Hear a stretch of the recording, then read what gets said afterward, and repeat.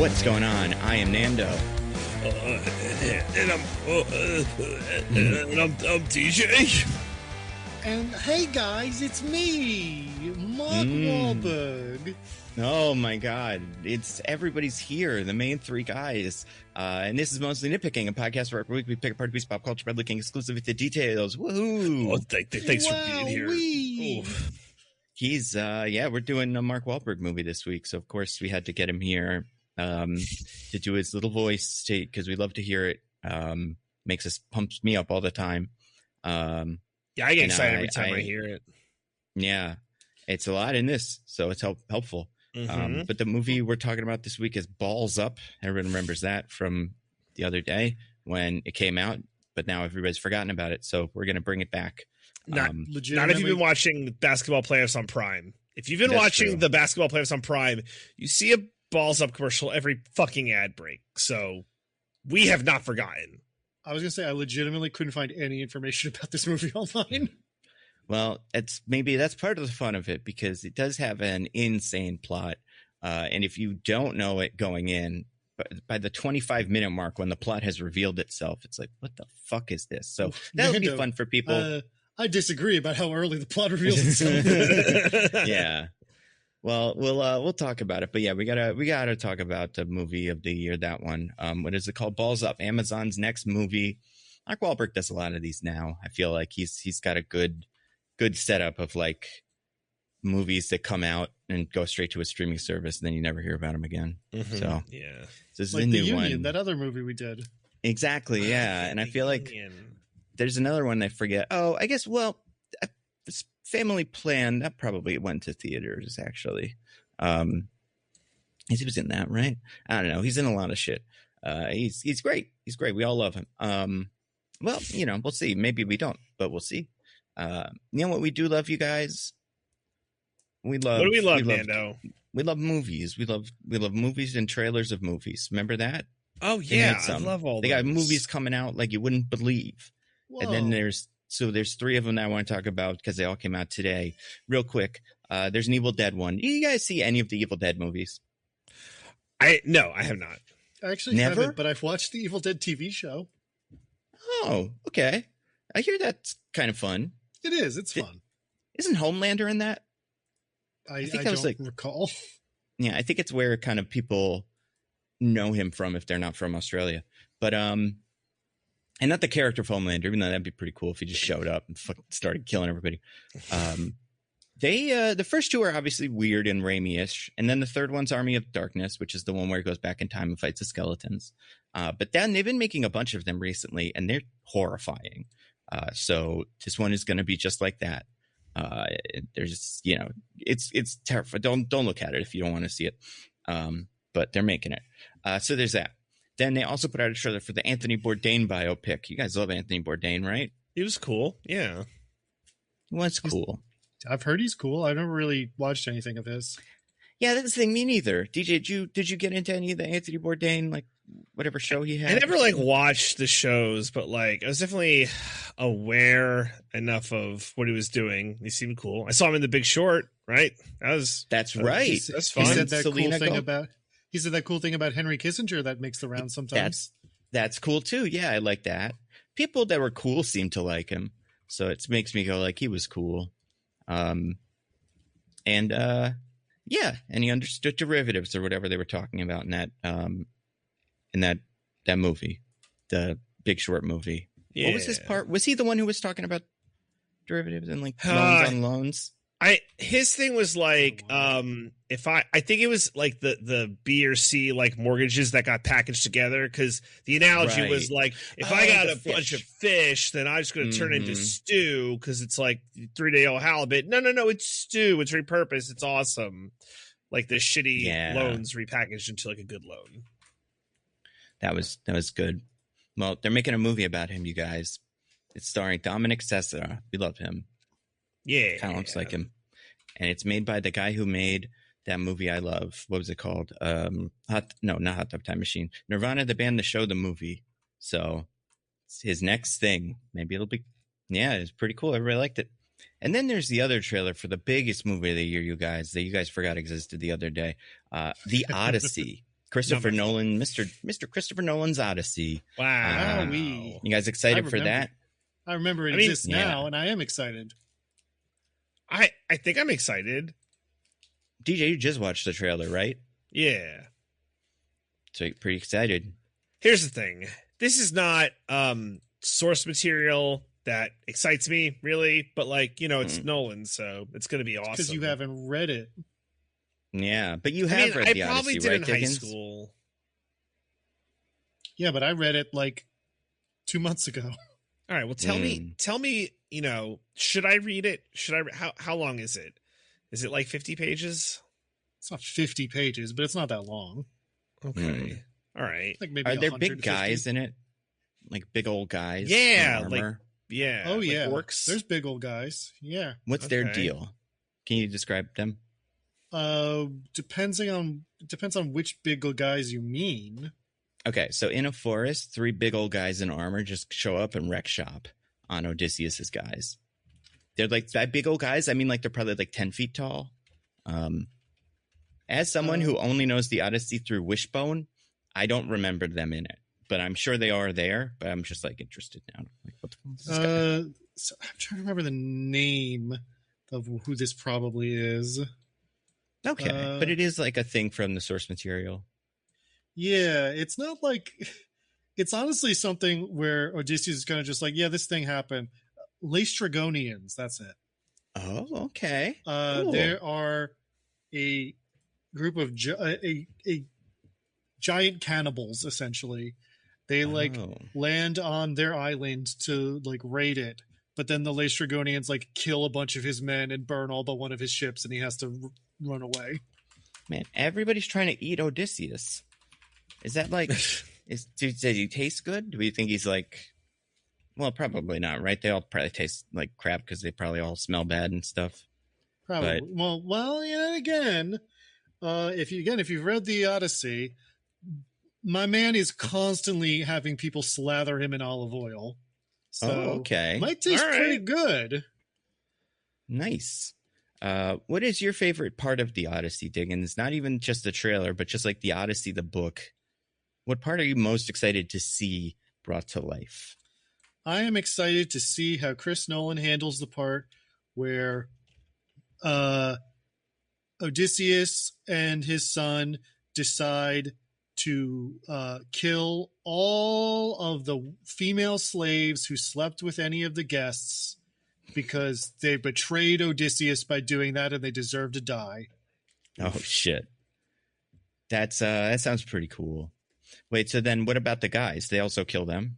Well, he killed them first, yeah. Oh, okay, cool. As long as they're killing everybody, and it's a little. It's for a second I was like, man, they shouldn't have been the only ones that died. Do you know Robert Pattinson is playing some guy? Which playing guy? The lead suitor, I'm gonna guess. But I don't know who that is.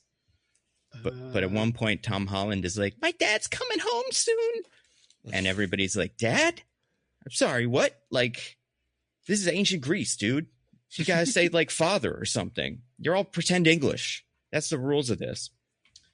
But now, I did read the Emily Wilson translation, and at the start of that translation, in the translator's notes, she agrees quite persuasively that that's really just like a kind of a construct, and like it's not more accurate to have them talk like English people from 2,000 years after they lived than it is to have them talk like English people from 3,000 years after they lived.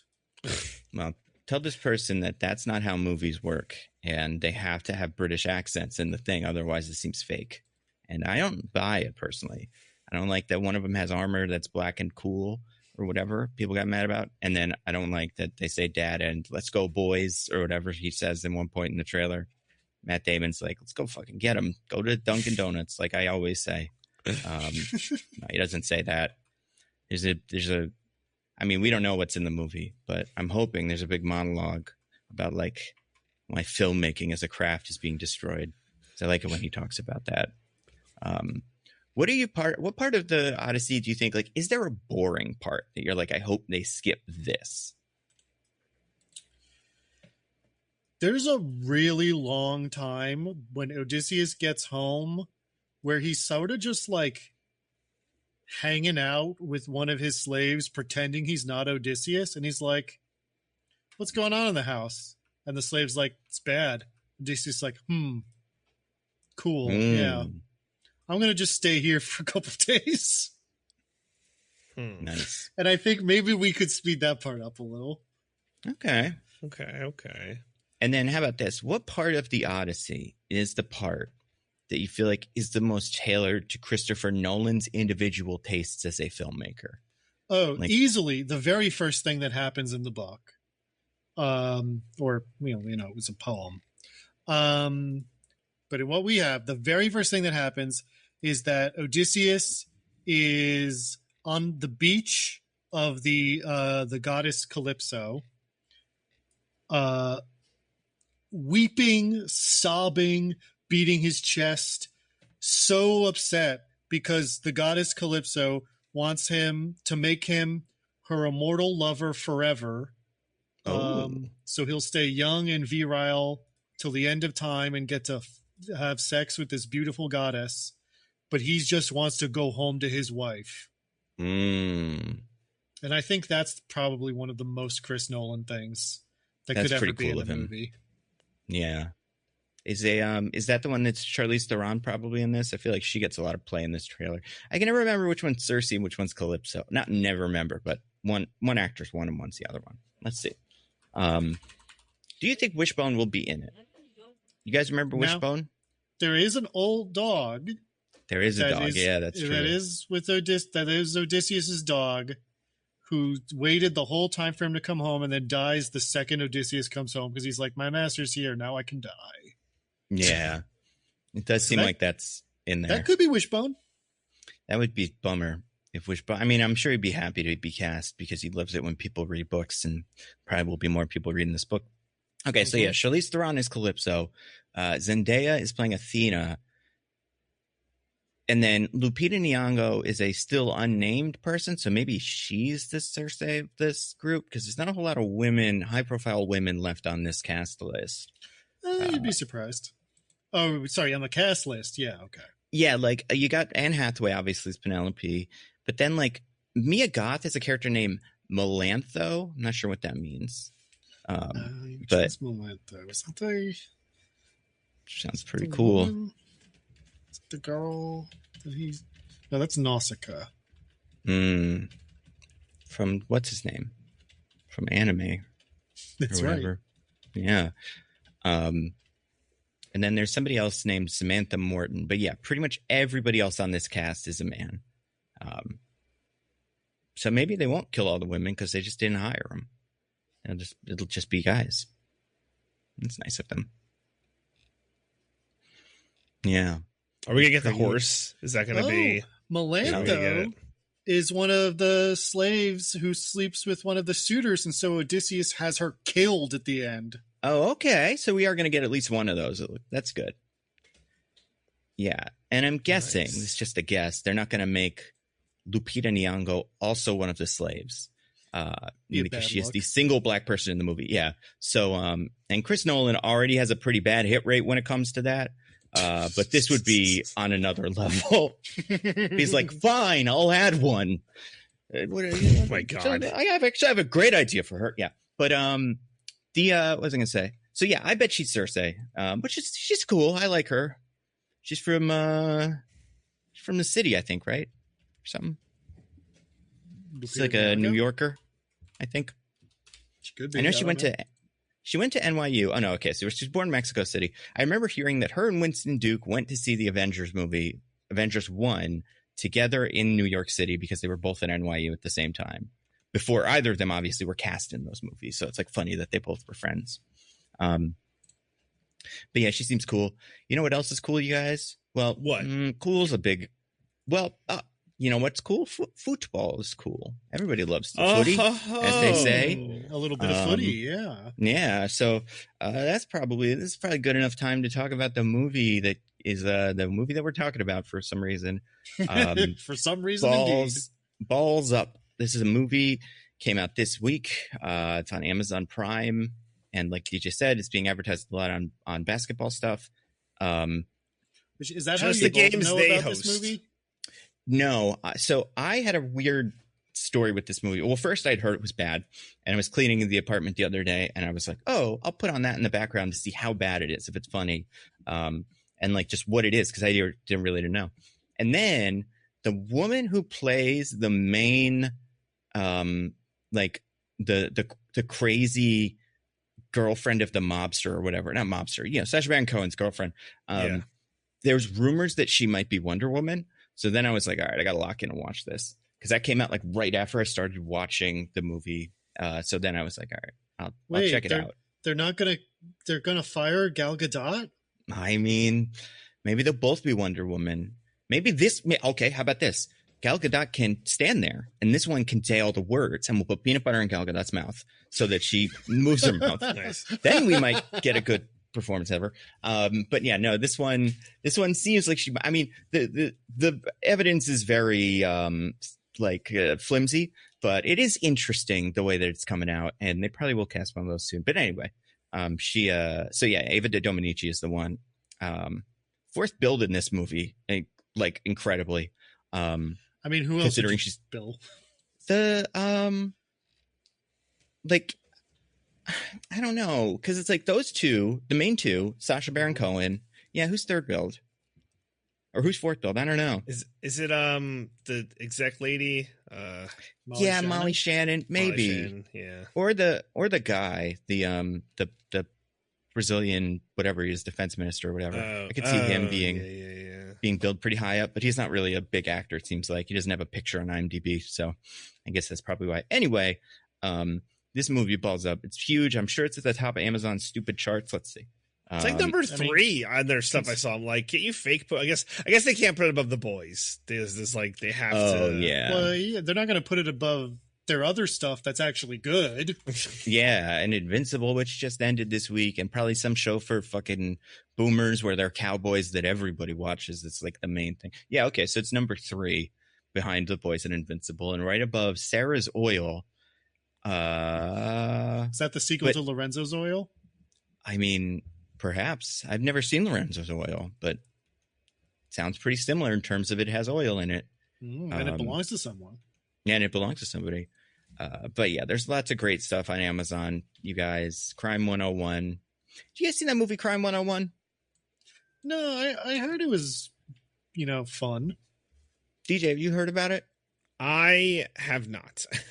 So I'm not interested in watching it for the podcast. I don't think it's fun for this. For that reason, I feel okay spoiling something that is not a spoiler, but feels like it should be, kind of. And it's kind of a spoiler the same way Mark Wahlberg being bald in that one movie was a spoiler.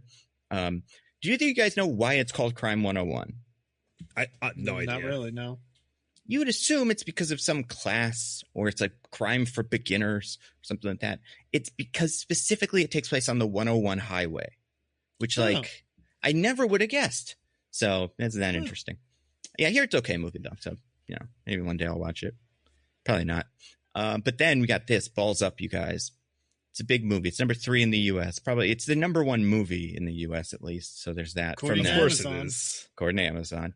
And I feel like I believe it because they also have so much control over what automatically plays whenever you stop watching the last thing. They're like, they could probably juice one of these real easy. Yeah. I've heard people talking about it a little bit because it is pretty weird. So, there's discourse, I guess. But yeah, we're going to talk about it for the podcast because when I started watching, I was like, this movie's really, really strange. So Diggins, I think you won last week, right? No, I was doing it last week, so I won last week. Oh, DJ won. I know, right. you're all shocked.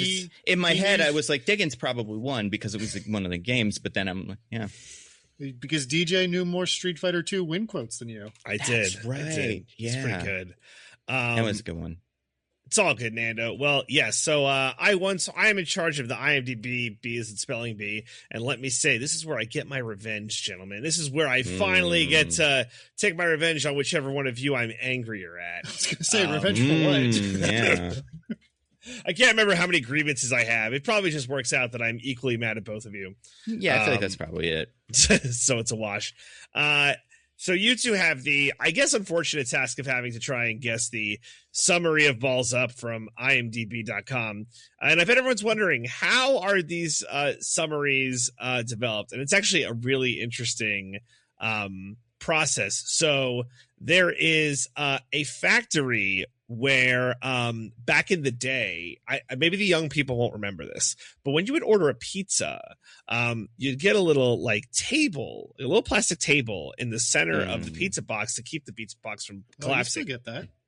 Well, they've made so many pizza boxes that are just structurally sound on your own. I feel like the table, while not extinct, is definitely endangered. I haven't seen one in a while, and I don't order that much pizza, but I can't even remember the last time I saw one. The table's still strong here in New York City, baby, greatest city on earth. Well, that makes sense. Well, I suppose that's the case. Well, regardless, there's a factory in Spokane, Washington, that was the largest manufacturer of these little plastic tables. I mean, again, they're still making them, but they're on the decline. So they needed, they didn't want to fire all of the, manufacturing workers out of the Spokane, Washington pizza table. That'd be terrible if they did that. Factory. So they had to find new jobs for them. So IMDb, unable to keep up with the flood of movies coming out and movie summaries, got the manufacturer workers to make the summaries. Now they had to tailor the to these manufacturer people their skill set. So what they did was, instead of having them watch the movie, they made machined parts out of the movies based on their interpretation, and then the people who were working on different assembly lines, they would see these machine parts and be like, oh, interesting, To Kill a Mockingbird, okay, I guess this is the summary, and then they would go and oh, this one is Tropic Thunder, okay, let's see what's here. So and that is what IMDb found to be the most efficient process to get summaries while keeping the Spokane, Washington employees employed. Of the pizza table manufacturing. I have a question. Plant. Yeah. Are they called pizza tables? Is that the technical term for them? I have no idea what I never heard it before. Yeah. I mean, they could be little tables. Yeah, for rats and stuff. That's why New York probably has so many of them. Yeah, what is the table for ants? Yeah. Maybe little high rises for ants or something. Well, diving boards, maybe. Platforms. You know what they'd be? They'd be like an elevated stage at a bar, at a club. Oh, yeah. I just never knew what to call them as a kid. I'm like, that's a table that you're not supposed to sit at. They're just for standing at. One of those. Oh, like a high top. High top, yeah. Yeah, that makes sense. So, but yeah. Anyway, so I think the machined parts for this summary, it's I think they probably just gave them 2 gears, and we're like, okay, figure out what these 2 gears. Maybe spheres even. Maybe they were spherical gears. Oh, that's spheres would be like something. That wouldn't be very helpful at all. But it's 2 short sentences and it's pretty high level. So good luck, boys. Who would like to go first? I would like to go first as the person who decides, because I lost last week. Because I was thinking about this earlier today, and I don't think I made a great amount of progress, but I think I got about as much thought as I can get out of it. Let's say an inventor and a salesman find themselves, let's say after an inventor and a salesman, you said 2 sentences, right? Okay. An inventor and a salesman go to Brazil to watch the World Cup when a bunch of silly things happen. They end up becoming the bane of the country. Yeah, they end up becoming hated by the country and have to escape Brazil before the football fans kill them. All right. That's what I got. Diggins? Okay. 2 disgraced condom company employees. Exactly. What are they? Accidentally ruin Brazil's chances at the World Cup. They must then flee the country before the citizens of Brazil exact their revenge. Okay. Well, neither of you got it. You both put in far too many details than this summary cared to include. That's fair. So what you should have... Whoever wrote it didn't watch the movie. Just sort of guessed. Yeah. Should have punted like I did last week. Okay, so I'm gonna tell you the summary. 2 marketers pitch a bold new Condom World Cup sponsorship. Guess that's true. After is he a marketer though? He's not a marketer. One of them is. One of them is, yeah. After a booze-fueled scandal, they must outrun chaos to survive. I guess technically that's kind of true. Yes, sort of. Like, if someone, yeah, I mean, I guess. Well, except for the marketers thing. One of them is an inventor. And I know that because at one point Mark Wahlberg says, you're going to invent something really great one day or something. I was like, is that what his job is? And I'm like, I guess, yeah, why not? Works in R&D would be what I say. Well, he describes it as having like an idea, like one day it came to me, and I'm like, yeah, who do they let pitch ideas at the condom factory?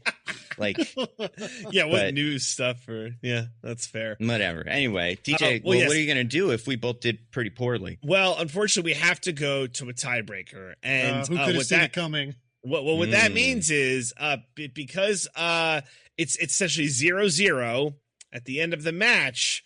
We have to go to overtime, so we have to go to penalty kicks.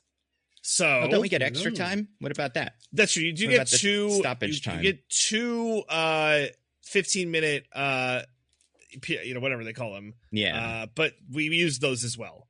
Unless you guys want to play some soccer or whatever. So we're going to penalty kicks. All right, let's get FIFA out. Diggins, what do you got? What's your system we're going to play FIFA on?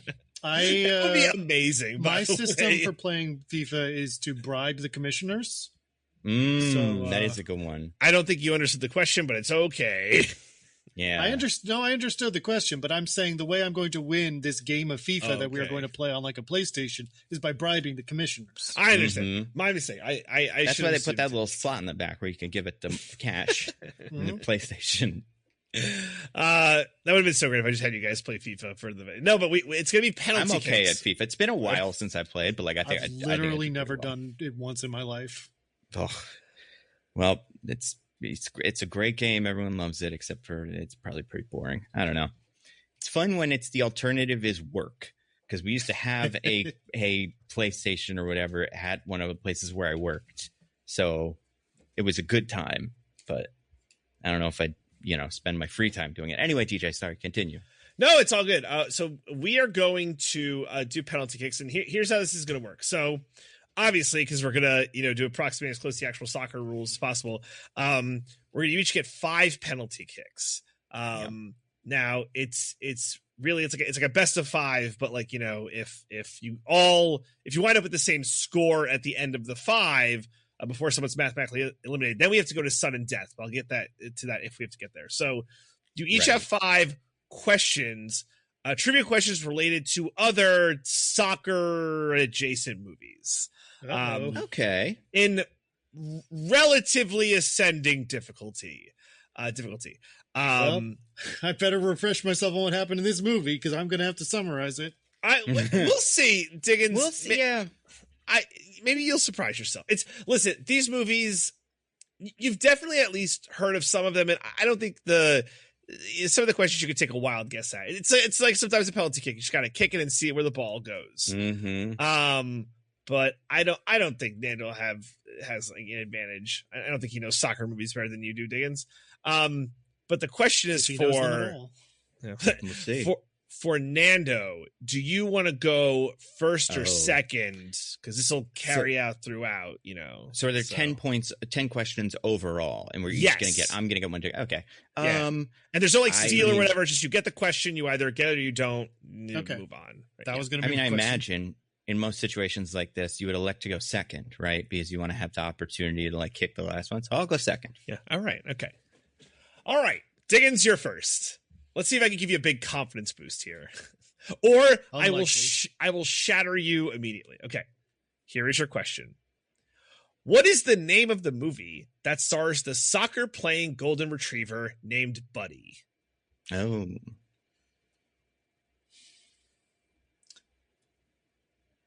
man.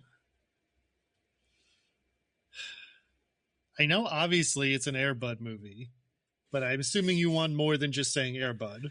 I would like, well, because I'll tell you this, Diggins, the answer is not just Air Bud, right? It's Air Bud. Right. Because obviously the first Air Bud is basketball. Yes. Right. Very good. And I feel like the second one is football, and that's Golden Retriever. Second one I think is volleyball.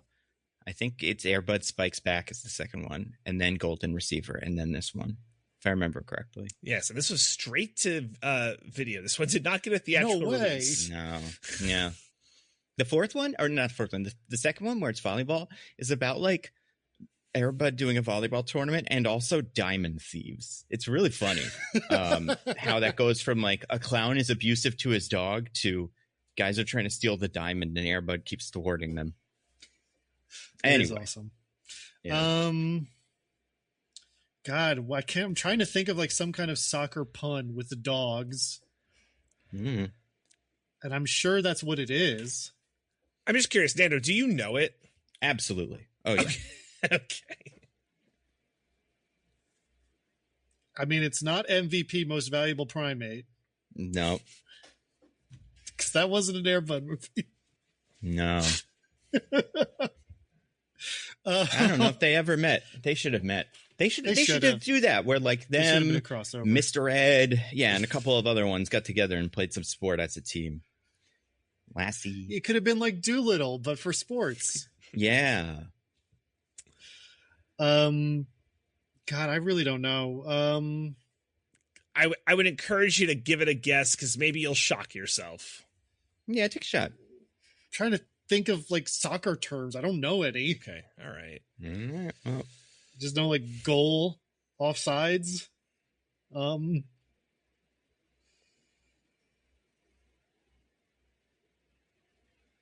I don't know. I'm pretty sure the football one is Golden Receiver, but I'm just going to say Golden Receiver. Okay. This isn't for a point, but Nando, would you just like to answer just for fun? This one is and it is this term, Air Bud World Pup. Okay. Well, right, because it's like the World Cup. Yeah. So it's fine. All right. Well, let's see what happens. All right. Let's see Nando, this is because maybe Nando could also miss, right? I could. Possible. Unlikely. We'll see. Nando, in Kicking and Screaming, what actor plays the overly competitive dad coach? Oh, okay. This is Will Ferrell plays the overly. Wait, yeah. Yeah. Very good. I was going to say like there's the other character who's his dad, but then that guy's not. Or yeah, but Diggins, did you know that one? No, not even a little. Okay. No. Have you seen that movie, DJ? I have. Do you remember who the other person in it is? Not off the top of my head. It's been forever. Mike Ditka has a big role in that movie. Yeah. Really weird.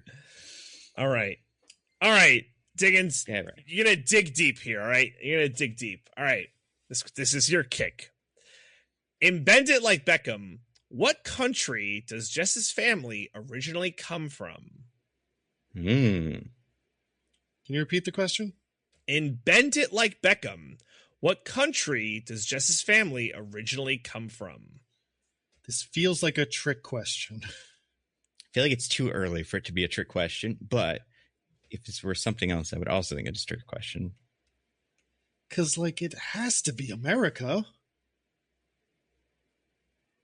Does it though? But, like, okay, so Bend It Like Beckham, doesn't that take place in the UK? Perhaps.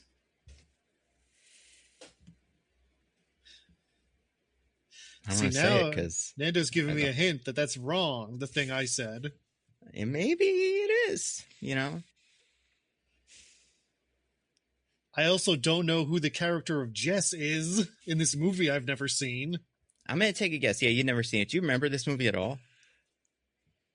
Like just the advertising for it and like that it existed. It was kind of popular at the time. Yeah. Not really. I never watched it. I remember I've heard the name. I know it exists. I know it's about soccer, but I don't know anything else about it. Yeah. Well, guess a country, any country. Any country. Pick one. The UK.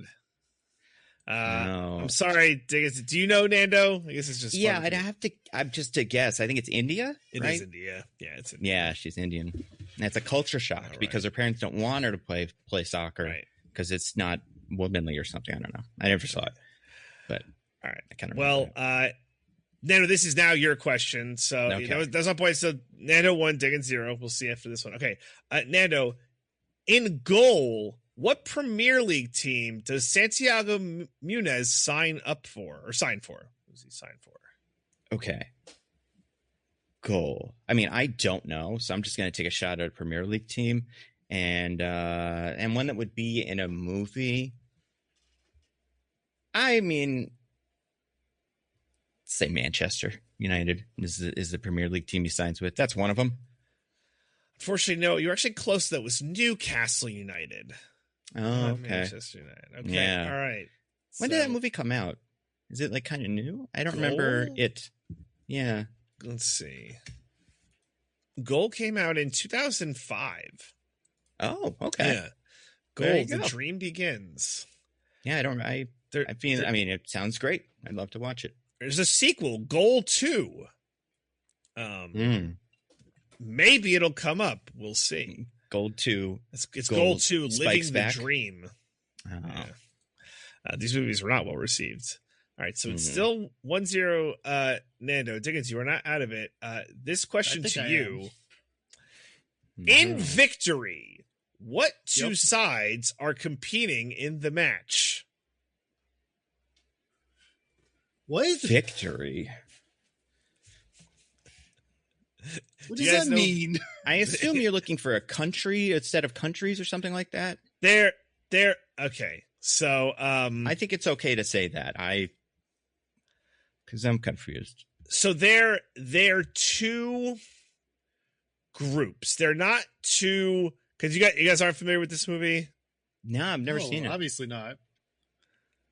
Oh, it's you know who's in this movie? Both Mike Ditka. Clearly. Both Michael Caine and Sylvester Stallone are in this movie. Oh, wow. That's a really hard movie to hear. I bet the person doing the subtitles killed themselves at the end.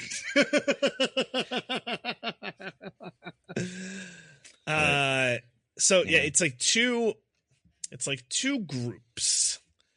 Have something. Well, I'm gonna go off of Michael Caine and Sylvester Stallone being in this, and I'm gonna say a team rich snobs versus working class slobs. That's not bad.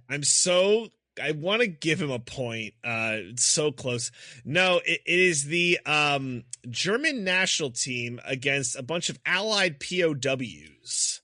Oh, I think I have heard of this movie. Yeah. Yeah. I didn't know that's what it was, but yeah. Yeah. There's a similar movie that's also about football that takes place in World War II. All right, but it might come up, so I shouldn't. I don't think I've ever watched a movie that even features soccer before this one. You've watched so many. I still think there's a chance. All right, but this one, Nando, this is your question. All right. Okay. In Next Goal Wins, what country does the disgraced coach get sent to manage? Okay. This is kind of a recent movie. Yeah, this is one with Michael Fassbender. Mm-hmm. I haven't seen it, but it's a Taika Waititi movie, so I'm gonna guess it's New Zealand. Is it New Zealand? It's not New Zealand. It's Can I guess? Not for a point, but for fun. Not for a point. Yeah. Go ahead. It's one of the Pacific Islands. I want to say. Oh. Is this Samoa? It is. If only this was your question, Diggins. If only. Yeah. I heard that movie is not great. Which is makes sense. Got very bad reviews. Yeah. But a soccer movie nonetheless. A soccer movie for sure. Yeah. All right, Diggins, it's back to you. This might be a 1-0 win, which is very soccer. Yeah, it's extremely in like soccer. That's true. Yeah.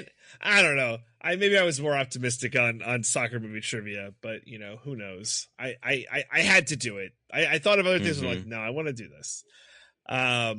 This is my revenge. Condom trivia, because I thought about that. Yeah. I was like, what the condom trivia? What's that movie where like Jamie Foxx really wants to have sex? I think it's Jamie Foxx. Ever seen that movie? I don't. It's from like the olden days. I think it might be. I don't remember if this is it. I think it might be Jungle Fever or whatever. One of those old movies that's kind of a sex comedy. I think that is a movie where they use Saran wrap as condoms, or at least consider it. Yeah, because they can't find condoms in the world. Like everywhere's closed. So yeah, kind of a dumb movie, kind of funny. All right. Well, Diggins is your question. Okay. In The Big Green, what U.S. state does the story take place in? Well, I have a 1 in 50 chance of getting this right.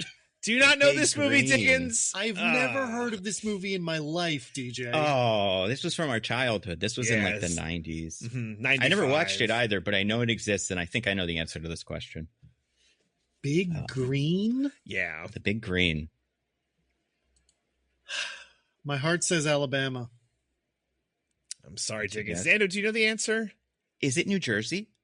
No, it's Texas. Oh, okay. I'm way off. That's probably confusing it with Little Giants. I always get those two confused. So this came out 2 years after The Sandlot. Little Giants is American football. Exactly. But they both came out around the same time, and it was both like teams of children playing a sport that's like, but I think if I remember correctly, The Big Green is like weirder, right? Like the teams they play have like superpowers kind of, right? No. I think that like not like superpowers like they can all fly, but like they're all like kind of like way, way, way better than the kids. And some of them are like, like extra strong or something. I don't know. They'll have like a theme too, I think. Yes. So you go to one team.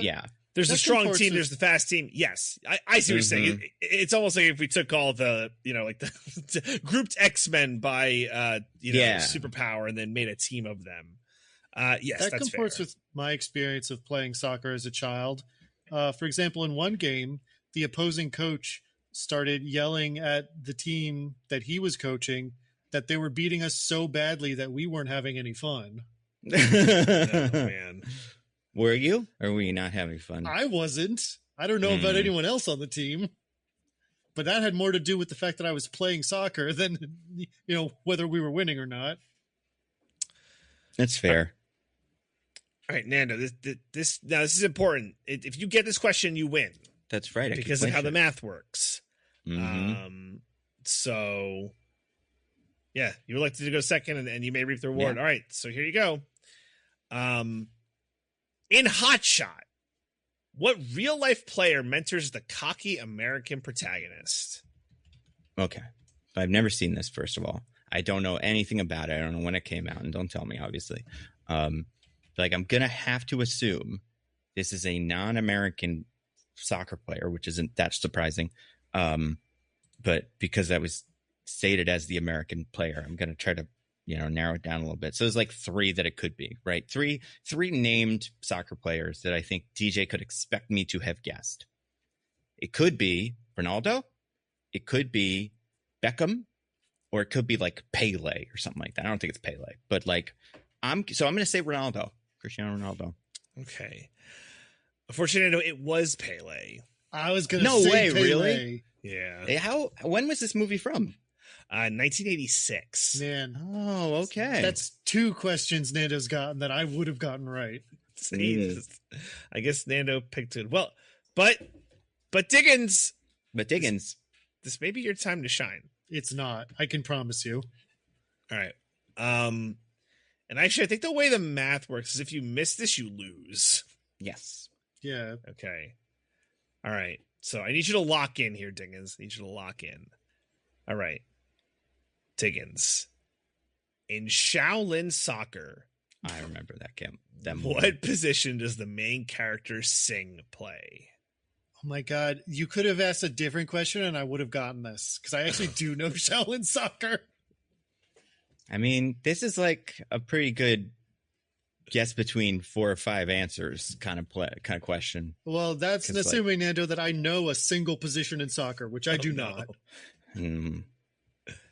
I literally don't know what they're called. I can't answer this. If you can't even. Come on, you can give me DJ, like. I don't know what sports are. I don't know. I genuinely have no idea what the positions might be called. Well, I mean, it's something you might stumble into, right? You know. It's like in a plane, there's a pilot and a co-pilot. It's like, oh, maybe what's the third one? Co-pilot? Maybe. I don't know. Wait, what? I don't even know what the fuck you're talking about. I don't know what the answer is, but that analogy doesn't really make sense to me. I think I know what DJ's kind of trying to get at, but I don't think it's that. Nothing, Diggins. You don't have any kind of. He's answer. The kicker. He kicks. That's a good question. That would be a funny one. Diggins, I would have taken striker or forward. I would have taken. There's 0% chance I would have said those words, DJ.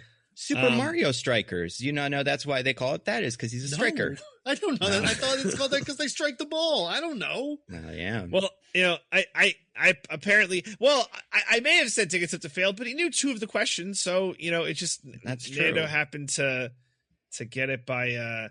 This. Well, what's I'll the just last question just for fun? I'm gonna say I don't think they let him do this in the real World Cup, but I'll while they're all celebrating and like picking you up. Yeah. All right. Well, I'll give this to you, Nando. In She's the Man, what does Viola's mom want her to do instead of play soccer?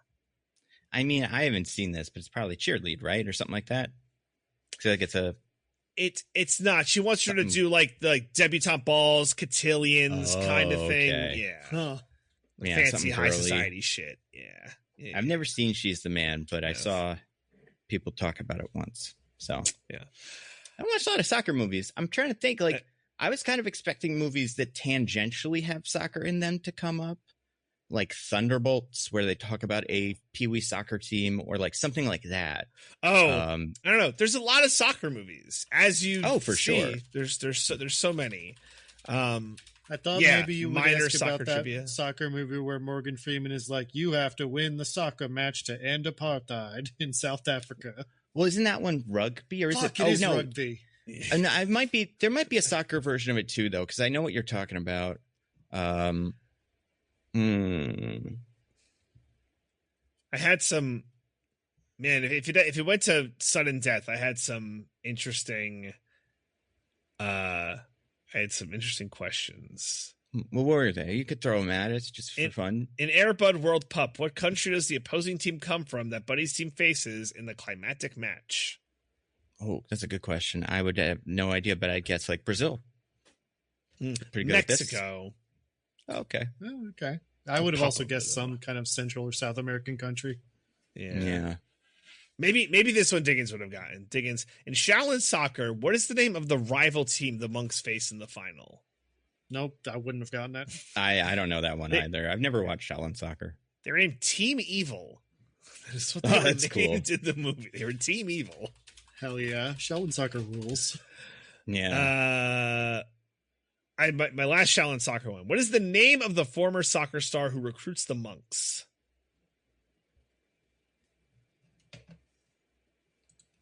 I don't know. Don't remember. Yeah, I got no idea. It was known as Golden Leg Fung. Okay. Yeah. Pretty cool. Okay. Nando, congratulations. You won in, I guess, a rigged game. Yeah, 1-0. So, I mean, very soccer rigged. Of you. Yeah. Listen, I mean, penalty kicks in soccer are usually just like everyone scores until they get to the person who misses because they got too nervous. Or no one scores. No one scores, yeah. It's also an outcome. Because that's the one where you kind of have to jump before the other guy kicks it. So it's like you could maybe just fuck it up by kind of faking them out. And yeah. It's weird. Or someone runs onto the field, gets hit in the head. Well, that doesn't happen that often. But if you look in the rule book, technically, that is what happens. Which is insane. Well, I guess Diggins, I guess I'm sorry you have to summarize this, but first, Nando, you get to tell us what you thought of Balls Up. Balls Up. First of all, bad title. A really bad title for a movie. It doesn't make any sense. It's not a phrase, and it's not a it really doesn't describe the condom that much. No, and it's it a also terrible name for the condom also. Yeah, all of it is bad. All that part is bad. As far as this movie goes, I've never been a huge Farrelly Brothers fan. I know that they made a lot of movies that are looked at as like classic comedies, but like their big one, which was There's Something About Mary, which was like one of those movies where I was just too young to watch when it came out. So like I didn't understand, but I always knew like, ooh, that's a comedy. It's pretty exciting. I've watched it since, and I don't think it's all that great. Dumb and Dumber is fun. Actually, looking at their list, that's a fun movie. But I don't know, man. I've kind of figured this would be bad. I wanted it to be funny because I like Paul Walter Hauser, but looking at this now, I'm like, I don't know what he thinks it was. Like, I like it because it's just, I feel like it's a bad movie, right? Obviously, it's very bad. There's certain bits that are funny, like jokes that are delivered in a funny way. I think Mark Wahlberg is pretty miscast in this, but only because it's kind of boring watching him do this. But like with an actor who doesn't do this that often, it might be kind of fun. Or if they switched roles, it would be kind of fun. Mark Wahlberg had to play the Paul Walter Hauser type. Paul Walter Hauser played the Mark Wahlberg type. That would be like kind of interesting. The plot's insane. The middle part's the funniest part because the most happens, but it's also the worst part of the movie, I think. It's the part of the movie that I would find the most objectionable generally. And it just sort of ends. It's not good. All the random stars that show up are doing a weird job. I don't know if I can say specifically, like definitively, that Sacha Baron Cohen is doing the worst job, because he is doing something and it's not working for me, but maybe it's better than like other characters who are just doing nothing. He's certainly doing the most racist job. Yeah, that too. And like, if I didn't know any better, I'd assume that is a very, very, very like on the nose parody of one guy, but it's not. But like, you know, I don't know enough about like that to know that. And then one who might be Wonder Woman, she's not very good either in this, not because she's bad, but because her character doesn't get anything to do. I really did think there was going to be more to her, and then there just wasn't. I mean, the majority of her characters, she has to pretend to be attracted to Mark Wahlberg, and like that's exactly, that is a huge lift for any actress. I couldn't blame her for failing. That's a great point. What's the other thing? Oh, the whole condom thing is weird. It's weird. Like this, my main thought coming out of this movie is this feels like it must be like 5 or 6 scripts all kind of stapled together. And like one of them is just about condom salesmen who want to sell a condom that goes over your testicles, which like, you know, that's a movie idea, I guess. But like, and there used to be a lot of movies like this, like, well, not like this, but like, you know, what's the one with Chris Farley where he has to go on do a salesman, you know, mission? It's not, he's not inventing anything, but it's a Tommy Boy. That's Tommy Is that Boy, what that one is? Yeah. So like this kind of like screwball comedy where this is happening, it could work, but it's just too complicated, and neither of them are good. And most of the jokes that are penis related are really bad. The jokes that aren't penis related are kind of racist. Well, they go from kind of racist to very racist. And then the rest of it's just kind of stupid. I don't know. It's not good. And but my thing with this is like, how did Paul Walter Hauser read this script and not go, this is going to stink? But I mean, I probably paid him well. So there's that. But, like this is something that I would expect from Mark Wahlberg, but Paul Walter Hauser, I expect better from you. And you know, that's all I got though. It stinks. Nobody should watch it.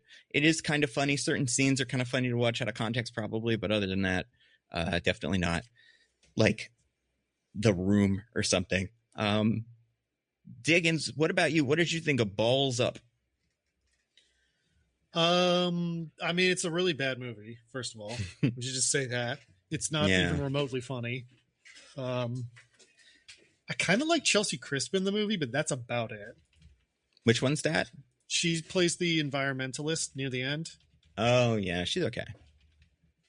I feel like she's kind of like doing something, at least, which is more than I can say for most of the acting in the movie. However, she also has a Herculean task of pretending to want to have sex with Mark Wahlberg. So. Oh, yeah. It's true. A lot of the women in this movie have to go through the acting like gauntlet of pretending to want to have sex with Mark Wahlberg, even though he's like 40 years older than them. And they do a good job. I feel like they were going for, like, Nando, you said sort of like the old, like, you know, wacky comedy sort of thing. I feel like it's also kind of trying to be like a Harold and Kumar movie where it's like, these two guys go on a crazy odyssey that just ends up at the end. And like, you know, they learned valuable lessons and they're closer friends, blah, blah, blah. But like, it's not weird enough to be that. Mm-hmm. Like, you know, say what you will about the Harold and Kumar movies, and I'm not even defending them as like pillars of American cinema or anything, but like they commit very hard to the extremely weird things that happen in those movies. Yeah. And one of them became President Obama's assistant, so it is kind of a pillar of American whatever. Isn't that weird? Yeah, and then because he did that, they did a really sudden and not very convincing suicide plot line on House. Oh yeah, that's right. I forgot about that. He was going to be a House guy. House. What a show! What a show! But yeah, like the nothing like. If I just describe the idea of what happens in this movie, you might be like, "Oh yeah, that's kind of like a wacky." Like bit that you could like do over the top stuff with, but they don't really do that. Like they take the wacky premise and they're kind of just like play it pretty normal or like not in a funny way. Yeah. Or like just 1 degree more silly than real life. So it's like, it's not silly enough to be funny. It's just silly enough to be like, I guess that's what's happening in the movie. Mm-hmm. I don't know. It doesn't help that Mark Wahlberg is a horrible fit for this kind of movie. He's not a good comedic actor. Mm-hmm. Well, I like that one movie he's in that we all like. Or not Will Ferrell's in it with him. So. Yeah, that one. Other guys. I think that proves that he can do this. I don't think he's great, though. I feel like he's very specific. Like he can be used in some ways. But anyway, sorry. Potentially. I haven't seen the other guys, so maybe. Paul Walter Hauser, you know, should be good at this, but like he kind of feels like he doesn't give a shit, which I can't blame him. Yeah. I don't know. It feels like a movie that no one really cared that much about. Like it feels like a direct to Amazon movie that you get a bunch of money for so you can go shoot in Brazil and everyone gets to go on vacation and they're like, yeah, we're going to have this cool vacation that Amazon's paying for, but also we got to film ourselves a couple times. Like, so we can make a movie out of it so that they can be like, that's why they gave us all the money. Mm-hmm. Yeah. And you know what? If that's really what it was, if everyone just wanted a vacation and this is how they could get Amazon to pay for it, then good for them. Yeah. Because it's certainly not a good artistic endeavor. So if that was their main plot, then if like that was the main thing they were trying to accomplish, then, ooh boy, ooh. But yeah, I mean, I don't know. There's not much to say. It's just a not funny comedy. Like that's bad to watch. What about you, DJ? What did you think? Yeah, it's so funny, Diggins. I thought that like the Harold and Kumar, like it's clear that that's what they were going for because I also felt that while watching it. What's funny is like the thing with Harold and Kumar was like there was like a destination. Like we always had to get.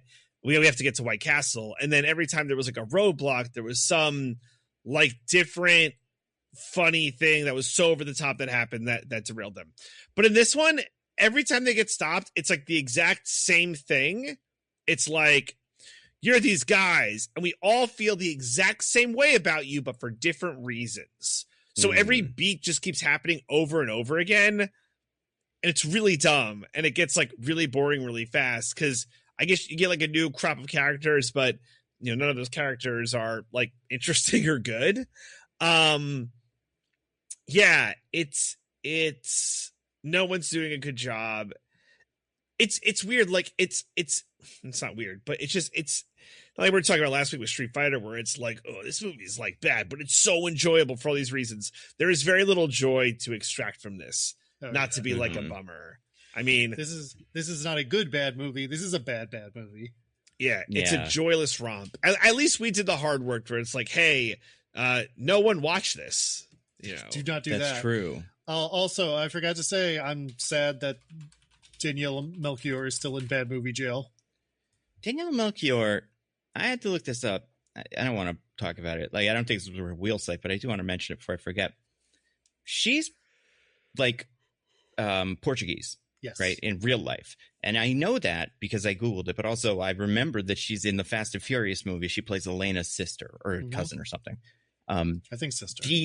The actor, the one that I was saying that plays the wife of the mobster is Argentinian.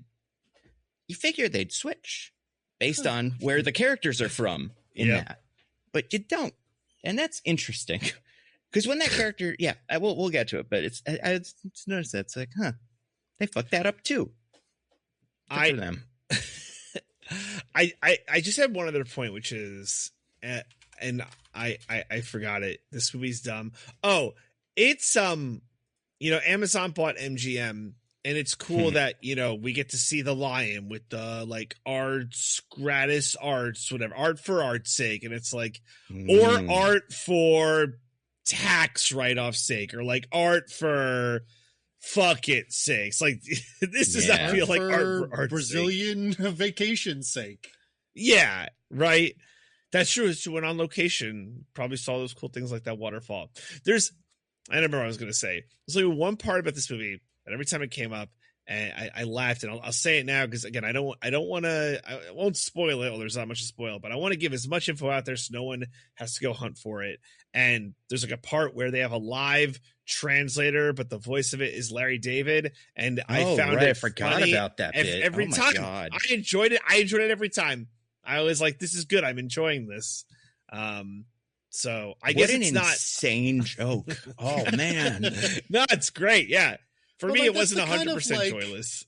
Out of nowhere, like weird thing that this movie needed to be doing all the time. Yes, exactly. And then I would have had more fun. Because it kept coming up. It wasn't a one time, like anytime they needed to translate, they pulled out the Larry David translator. It was great. So that was fun for me. Interesting. But yeah, so I guess Diggins, you know what, Diggins, I actually don't think you'll have that hard of a time because nothing happens. Well, there's a lot of setup, I feel like, that kind of comes in like waves, but once that's going, then nothing happens for sure. Just have I'm your little excited prime for window this on the side.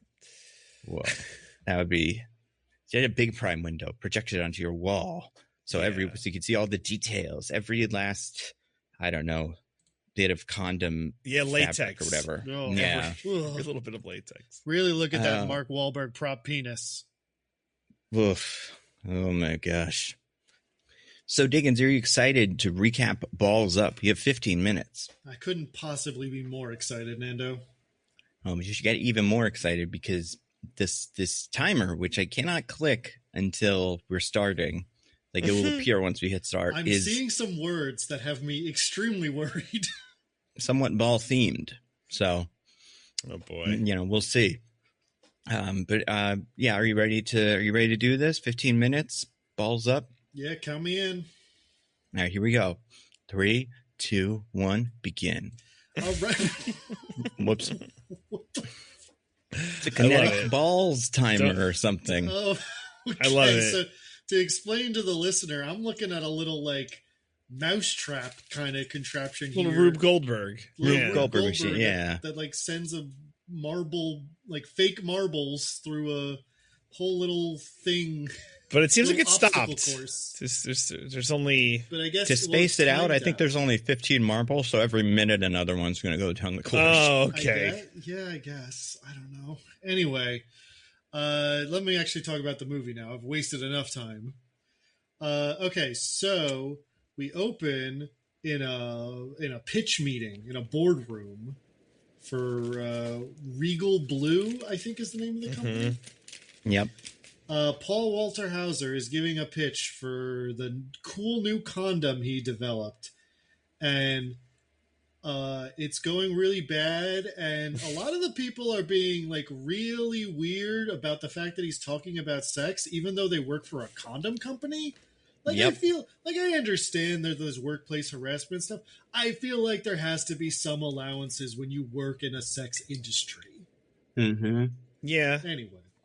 Yeah, I also had that thought. I was just to say, I agree. I also had that thought. Anyway, so he's pitching, like we sort of talked about earlier, a condom that goes all the way over your testicles, which sounds like the worst thing I've ever felt in my life. Yeah, we'll get to it, but why? Yeah, also why? Well, he in this pitch, he kind of talks about, like, there is still, like, spread of bacteria and STIs that occurs via skin contact from the balls. Which could be true. He's like a germaphobe. And he's a germaphobe, yes, which will sporadically come up throughout the rest of the movie. Whenever it thinks it'll be funny, which it's wrong about frequently, but anyway, he's doing a really bad job. He's really nervous and like a bad public speaker. He starts by talking about how much he hates public speaking and how much he'd rather be dead. And Mark Wahlberg is not being very supportive. No. But they're like, but this is an important pitch because they're pitching to the World Cup in Brazil to be the official condom of the World Cup, which is the event that sells more condoms than any other event, even the Olympics, which I feel like that's probably not true, but whatever. I don't care. Right. Anyway, so afterwards, they're like, you did a bad job, Paul Walter Hauser. And Mark Wahlberg is like, you should let me do it because I am the sales marketing guy. And I'm like, that is your job. That's literally your job then. Yes. You're the one who pitches to people, not this guy who invented it. Why is this even a discussion? I don't know. But Paul Walter Hauser isn't happy about it for some reason. But it doesn't matter because Mark Wahlberg does get to make the pitch to the Brazilian people. And it goes over great. He's renamed it from the Testicle Sentinel to Balls Up. Two equally bad names. Yeah. But the I guess Brazilian like FIFA people love it. And they sell him on it. He sells them on it. And they're like, we're going to go with you guys because you need to protect the balls. But then they go out to celebrate. And the like CEO or whatever, I'm not 100% clear on what his role is in all of this. He is an alcoholic. He's been 9 years sober. But Mark Wahlberg trying to push to be the official condom of the country of Brazil, a thing that definitely doesn't exist. And I don't think Brazilians care about that much. Yeah. You know? I don't understand what this would get them. Yeah. But Mark Wahlberg pushes him to like live a little or whatever, and he ends up relapsing hard, does some crack, gets buck-ass naked and swings on a vine through the club. Incredible. Which gets him fired, and the contract they had to supply condoms revoked. They went with the other company instead. So now their company, Regal Blue, has gone out of business. This was their last shot at solvency. Everyone's fired. And Paul Walter Hauser's like, you screwed it all up, Mark Wahlberg. And Mark Wahlberg's like, you screwed it up first. And I'm like, objectively wrong, Mark Wahlberg. This really is all on you.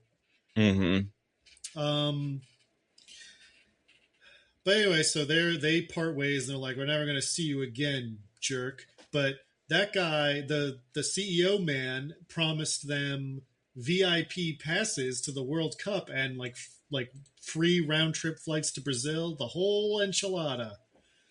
And apparently that just never got revoked because they get a package 3 months later with their free tickets to the World Cup and to Brazil and everything. So they both go. They end up seeing each other on the plane because, of course, the tickets were together.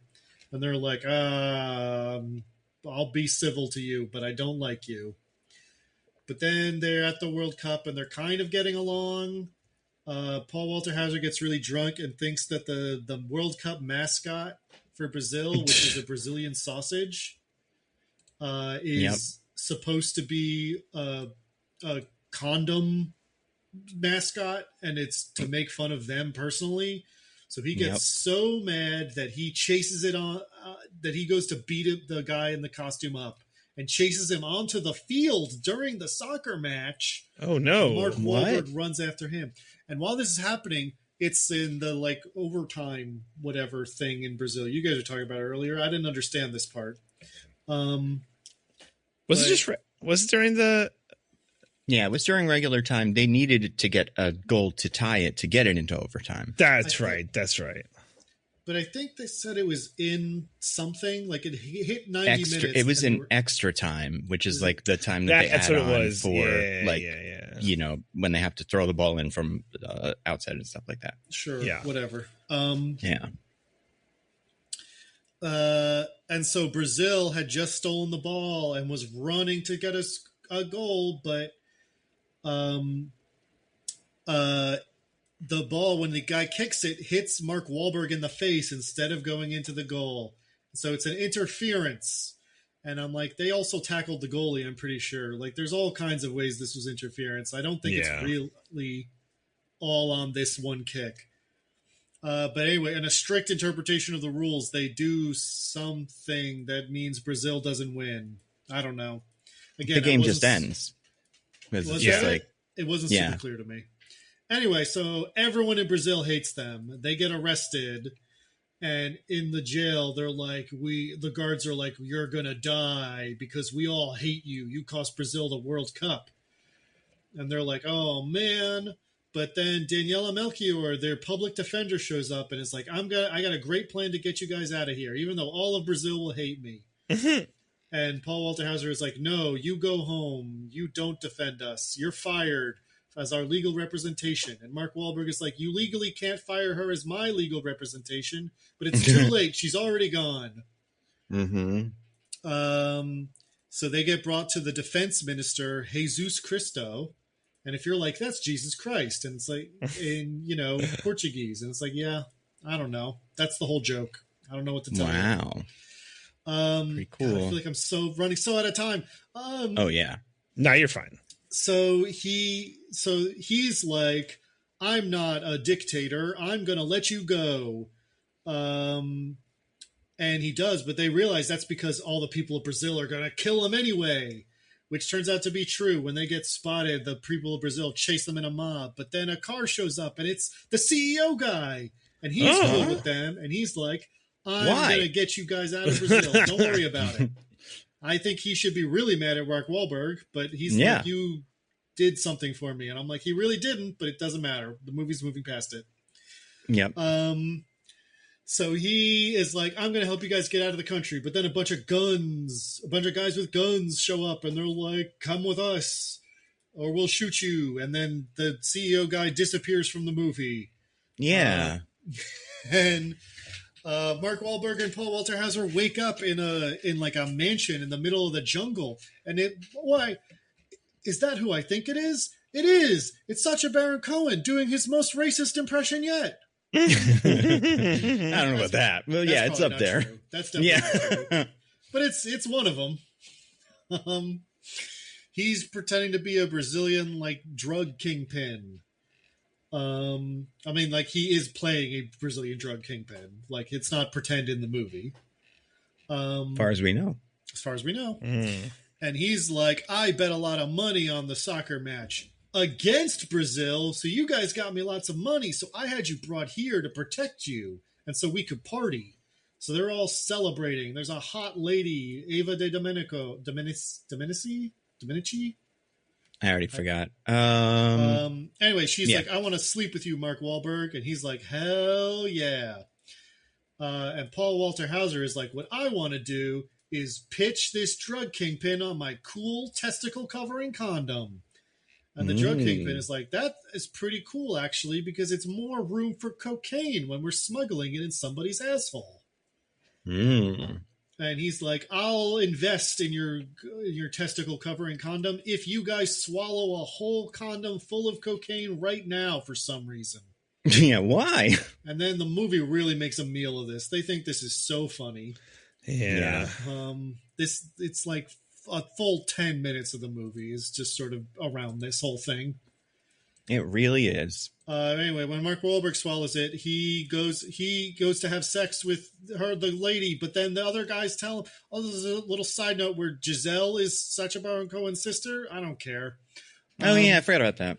And then his guys or his minions are like, no, that's Sacha Baron Cohen's wife. And they do a whole role play where she pretends like she's going to sleep with another man, and then he catches her, and then they torture and execute him, and then they have sex. That's the only way he can get it up these days. Wow. So Paul Walter Hauser tries to go save Mark Wahlberg, but it's too late. Sacha Baron Cohen shows up and is like, you tried to sleep with my wife. So he's about to kill Mark Wahlberg by shoving a broken glass bottle up his rectum. But then he gets killed, and they're like, oh no, it's a rival drug gang. We got to get out of here. So Mark Wahlberg and Paul Walter Hauser run away, and they sneak in the back of a truck full of cocaine, which turns out to be with Sacha Baron Cohen's wife and two of his minions, who are talking about how much they actually hate Mark Wahlberg and Sacha Baron and Paul Walter Hauser. But fortunately, they get distracted by the Larry David translator app. Yeah. They crash, and all of them die except for Mark Wahlberg and Paul Walter Hauser, who escape into the jungle after Paul Walter Hauser fixes Mark Wahlberg's knee, which dislocated. Also, they're super hopped up on cocaine. Anyway, they try to go through the jungle, but it's the jungle, and they're having a hard time. But a caiman attacks them, and they're like, oh no, but the caiman eats a bunch of cocaine, and it dies, which is what would happen, to be fair. Cocaine's very bad for... it's very bad for ingesting for anyone, especially for animals. Anyway, so they eat the caiman, and then they try to escape, but they run into some crazy eco-terrorists who are living in the rainforest, and they're like, we think it's so cool that you interrupted the soccer match. We think it's a cool protest. So they're like, oh man, it's going to be fine here with these guys, with Eric Andre and these other people. And then there's the one hot lady eco-terrorist who's like, I want to have sex with you, Mark Wahlberg. And if Paul Walter Hauser comes too, that's fine. And they're like, hell yeah. But when they get to the sex spot, there's a bunch of dead poachers they've strung up because it turns out they kill anyone who fucks with the caimans. What? So Mark Wahlberg and Paul Walter Hauser have to get out of there before they realize they killed the caimans. And so they steal the raft that these eco-terrorists have, and they go away and they shoot guns at them. But don't worry, our boys get away, and they're sailing on the river, and they have a whole little interlude about the Candiru fish, that whole myth, the one that goes in your penis. Don't worry about it. Mm-hmm. There's a Mark Wahlberg prop penis. I mentioned it earlier. But anyway, then the defense minister finds them on a boat and is like, you're going to come with me, do a year of hard labor, and then I'll send you back to America. And they're like, no, fuck you. We're not going. And he's like, all right, idiots, goodbye. Because it turns out they're on a river that ends in the largest waterfall in the world. Wow. And they try to not fall over the waterfall, but it doesn't work. But they use the condoms as flotation devices. So even though they fall all the way to the bottom of the waterfall and hitting the water from that height would definitely kill you, they're fine. Yeah. Mark Wahlberg seems like he won't be fine, but then he is. But then an army shows up, and they're like, oh no, but it's the Argentinian army. They think they're heroes for helping Argentina win the World Cup. So they get to celebrate as heroes, and they get to be the official condom of Argentina, the whole country of Argentina. So they get to make the balls up after all. Regal Blues back. All the employees are back. Molly Shannon, everybody. They're celebrating. There's a statue of them tackling the mascot. They're heroes in Argentina, and I guess they live here now, and that's the end of the movie. It's very abrupt. I guess they do live there now. It is very abrupt. Good job, Diggins. Proud of you. It's not the sound effect I expected. No, I didn't know what I was expecting, though. As it started, I'm like, this is going to be surprising. But yeah, that's pretty much it. Oh, boy. I had to cram a lot in there because this movie felt very front-loaded explaining what was happening. Yes. You got to cram a lot in there. You don't say. Yeah. Like the balls in the condom. That's right. And the condoms in the throat. Very funny. There was something else, but I can't remember what it was. So I don't really care. This movie stinks. But nice. Did I miss anything? I don't No, I don't know. No, Probably I not. think you got all the stuff that mattered, right? Yeah.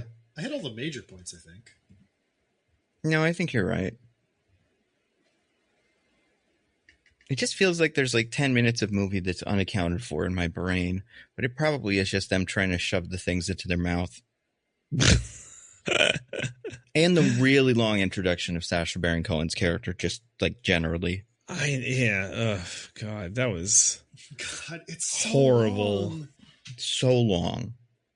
There's so many scenes in this movie that are so much longer than they need to be. Mm-hmm. Yeah. Well, I mean, speaking of, I don't know, trucks or whatever, there's a truck at one point. They got wheels. We got a wheel. You guys want to spin the wheel? It's got some stuff on it. Can I swallow this wheel so it passes through my intestines and my rectum? Oh, God. I guess. I mean, can you? It's up to you. Like, you know. I can certainly try. All right. We'll make a CGI one, and then you could just do this. And then we'll figure it out in post. But yeah. You couldn't even just put a real thing in their mouth that they didn't actually have to swallow, huh? Mm-hmm. Let's so let's spin the wheel and see what comes up here. I'm gonna spin it. Tick tick tick tick tick tick tick tick tick tick tick tick tick tick tick tick tick. Oh, it landed on one of DJ's slices. It did land on one of my slices. Slices. All right. I want to talk about this one. Landed on. I want to talk about this. The strangest personality shift ever. Okay, so one thing I don't understand about this movie that there's like the nitpicking of like the waterfall stuff where it's like, yeah, if they followed that waterfall, they would have like died, and it's like, yeah, that's just because they the movie, yeah, whatever, it's a movie, who cares, doing that stupid Hollywood shit. Then there's stuff like this where it just makes the movie incoherent. So we get like the 20-minute introduction to what are their character names? Like Mark Wahlberg has like a name, and then Paul Walter-Hauser has. Something. He calls himself Brad from Sales. Is like how he introduces himself to people. And then the other guy has a name that's like, it's like interesting. It's like Flubbins. No, it's not that. Be a cool name for him though. Mole Man. It's Elijah. That's right. Elijah. Interesting name, right? So, if you say so. It is an interesting name. If for this, I guess Paul Walter-Hauser doesn't give Elijah vibes, but so you have like Paul, who he's like, or Brad, who's like this like loose, fast talking. Oh, let's get drunk, blah blah blah. Our Mark Wahlberg doing whatever Mark Wahlberg shit, ha ha ha. And then Elijah's like the tense, like, oh God, I'm the neat freak and everything's, I'm awkward. Oh God, I don't want to be up here. Oh God, the vibrator won't stop vibrating. Oh God, right? Are those the personalities? Yeah, right. I mean, well, I just, I think I'm talking about a thing you're about to get to, DJ, given the name of this slice. Yeah. Yeah. So then they get to the World Cup, right? And the thing that really like kicks off the plot is like, Mark Wahlberg's there, just watching, but then, Elijah the whole time is like getting so strung up at the mascot. It's like, oh, he's making fun of us. They're making fun of the condom things. And Brad's like, no, stop it, chill out. What are you talking about? And then he gets like so mad that he like runs out, he tackles him, and everything ensues. Why aren't these flipped? Like, why is it that like Mark Wahlberg gets so drunk, and maybe he's still hung up at the condom thing, that he starts getting mad at what's from the field, and Paul Walter-Hauser's like, no, stop it. Like, what are you doing? Like, why is it that these characters drive the plot in this way? Because it makes zero sense. Well, DJ, you're positing a world in which this movie actually kind of hinges on them being unlike, like, opposite personalities who have to learn to work together and complement each other's strengths, which isn't what happens in this movie. Like, at no point do they do anything really other than, like, be told that like the thing they thought was good was actually bad and then run away. And it has nothing to do with their personalities or like their skill sets at all. Yeah. And secondly, I feel like the writer answer for this, like if I'm the screenwriter, I say, well, Mark Wahlberg already screwed up the one thing, so now we have to have Paul Walter Hauser screw up the second thing, so that they're both like screw ups, and like I don't think that's a good answer, but I feel like that's the answer you'd get. Yeah, I think that's right. All right. I mean, I'll accept that counsel, but it's stupid. No, it would make way more sense to have it like Mark Wahlberg keeps screwing up and Paul Walter Hauser is mad at him, but then like, you know, they learn of each other's value because Paul Walter Hauser, the condom keeps being useful because it's so well engineered, and Mark Wahlberg is like, wow, you really are good at this, but like Mark Wahlberg is so personable and like ingratiates them with people, and that helps them survive. And Paul Walter Hauser is like, people skills are important. Again, not what happens in the movie, but like if the movie were good, it would be something like that. Yeah. I also think Paul Walter Hauser's guy in the beginning, like in that first scene, which is the one that is, you know, you'd assume is the one that's supposed to set up his whole deal, is, like we said, germaphobe, very timid, and not incredibly confident. And then Mark Wahlberg on the other side will fuck anything that moves. That's, I guess, the opposite of germaphobe in this movie. Yep.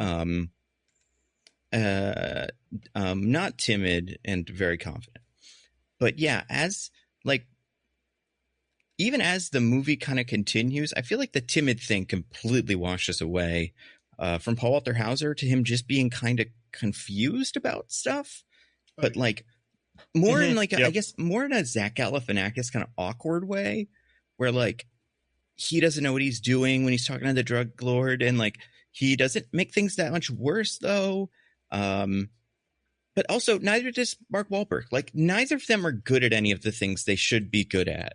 So like this should be that Mark Wahlberg and him go to the drug lord, and Mark Wahlberg's like, don't worry, I got this. I'll talk our way out of it. But then the drug lord likes Paul Walter Hauser more or something like that. And it's because of something that Paul Walter Hauser is doing that Mark Wahlberg says is bad. But instead, they're just kind of are, you know, liked by everybody. Yeah, so it means most of the stuff in the middle where they're like trying to beg for their lives is just bickering. Or like riffing. There's a lot of riffing in this movie. Yeah. It's the worst. It's just like the thing to like kick us off to like the main plot. It's like, yeah, I get it. Like Paul Walter Hauser's gonna fuck up, and I guess he can't be competent the entire time.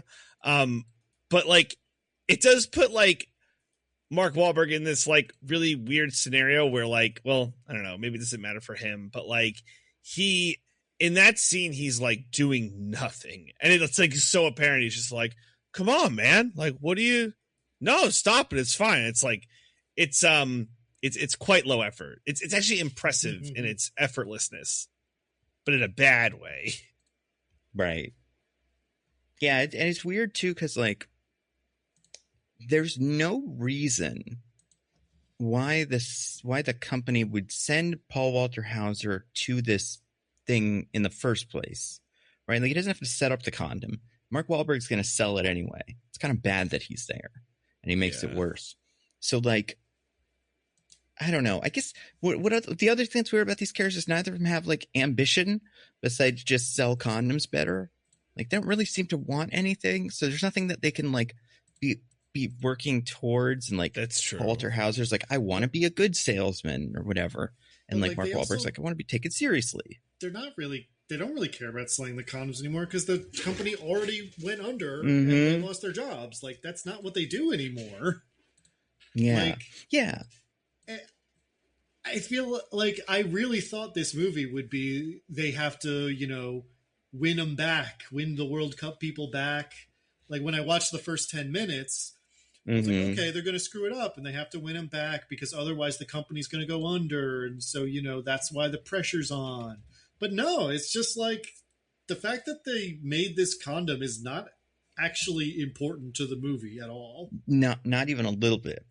The fact that they made the condom's not important.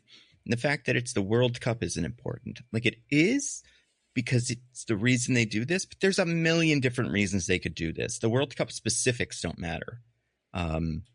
Well, it's important that it was the World Cup, Nando, so that they could go on the vacation during the World Cup and go see it as part of the movie. Right. Yeah, exactly. And I'm sure they had a great time.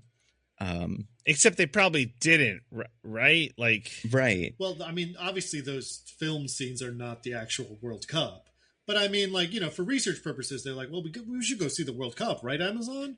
Right, or for promoting the movie, it'd be like, oh, there's Paul Walter Hauser and Mark Wahlberg at the World Cup for the new Balls Up movie. Yeah, the timing is a bit perplexing because... Oh, yeah, awful timing. Like, it's we're just going to be at the point where when the World Cup starts, it's like, it's just over a month when it starts. Mm-hmm. It's like, this is going to be... Amazon's going to forgot to put it out. It might take it off Prime.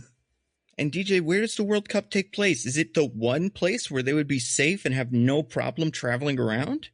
Like, I guess some of it, technically Mexico and Canada. Well, Mexico and Canada, yeah. But, the World Cup final, right? Yeah. Taking place in the great state of New Jersey. Yeah, in the heart of Manhattan, New York City, right outside the M&M store. Don't let them fool you thinking it's New York. That MetLife Stadium is not in New York. You're not paying $150 to take a train to New York. It's not how it's working. You're going to pay $150 to take a train from New York. So that's what's going to happen. God, I am so excited for just the transit part of the World Cup to be a disaster. Specifically the final. I am like over the moon excited. That fucking state. I am. Times Square will be must miss real estate. No, you'll be. Cup. Well, I guess like tourists staying there, but like, I don't know. How could the volume be higher than it already is during summer tourism season, right? I feel like it can always be worse. It really depends on who's in the World Cup, which is another thing about this movie that's kind of weird. And the way that they kind of play the World Cup is it is almost like a foregone conclusion early in the movie that Brazil is going to be in the World Cup at the end. But the idea that, like, I feel like there's certain countries, like, if Germany wins, I'm like, I don't know. I don't think, or if they get into the World Cup, I don't think it's going to be a big deal. But like, if like, I don't know, like if there's a place, if there's a nationality. I feel like we may have gone to a second wheel slice, so maybe we should spin the wheel. Okay. Never mind. Yeah. All right. Well, spin the wheel. DJ, you can spin it because you got the wheel in your hand. Yeah, go ahead, Diggins. Sure, I'll spin it because I swallowed it, so I got it in my tummy. Woo! Tick tick tick tick tick tick tick tick tick tick tick tick tick tick tick tick tick tick. Oh, it landed on one of mine. Oh, what's that? It says World Pup. You know, like the thing from earlier. Yeah, like the thing. I remember that. Yeah. Let's talk about how the World Cup is in this movie, and it doesn't need to be. Not even a little. Yeah, it's super weird. But yeah, go on. I mean, I was just kind of wanted to give us a wheel slice for what we were already talking about. So, Nando, you say what you were saying. Oh, okay.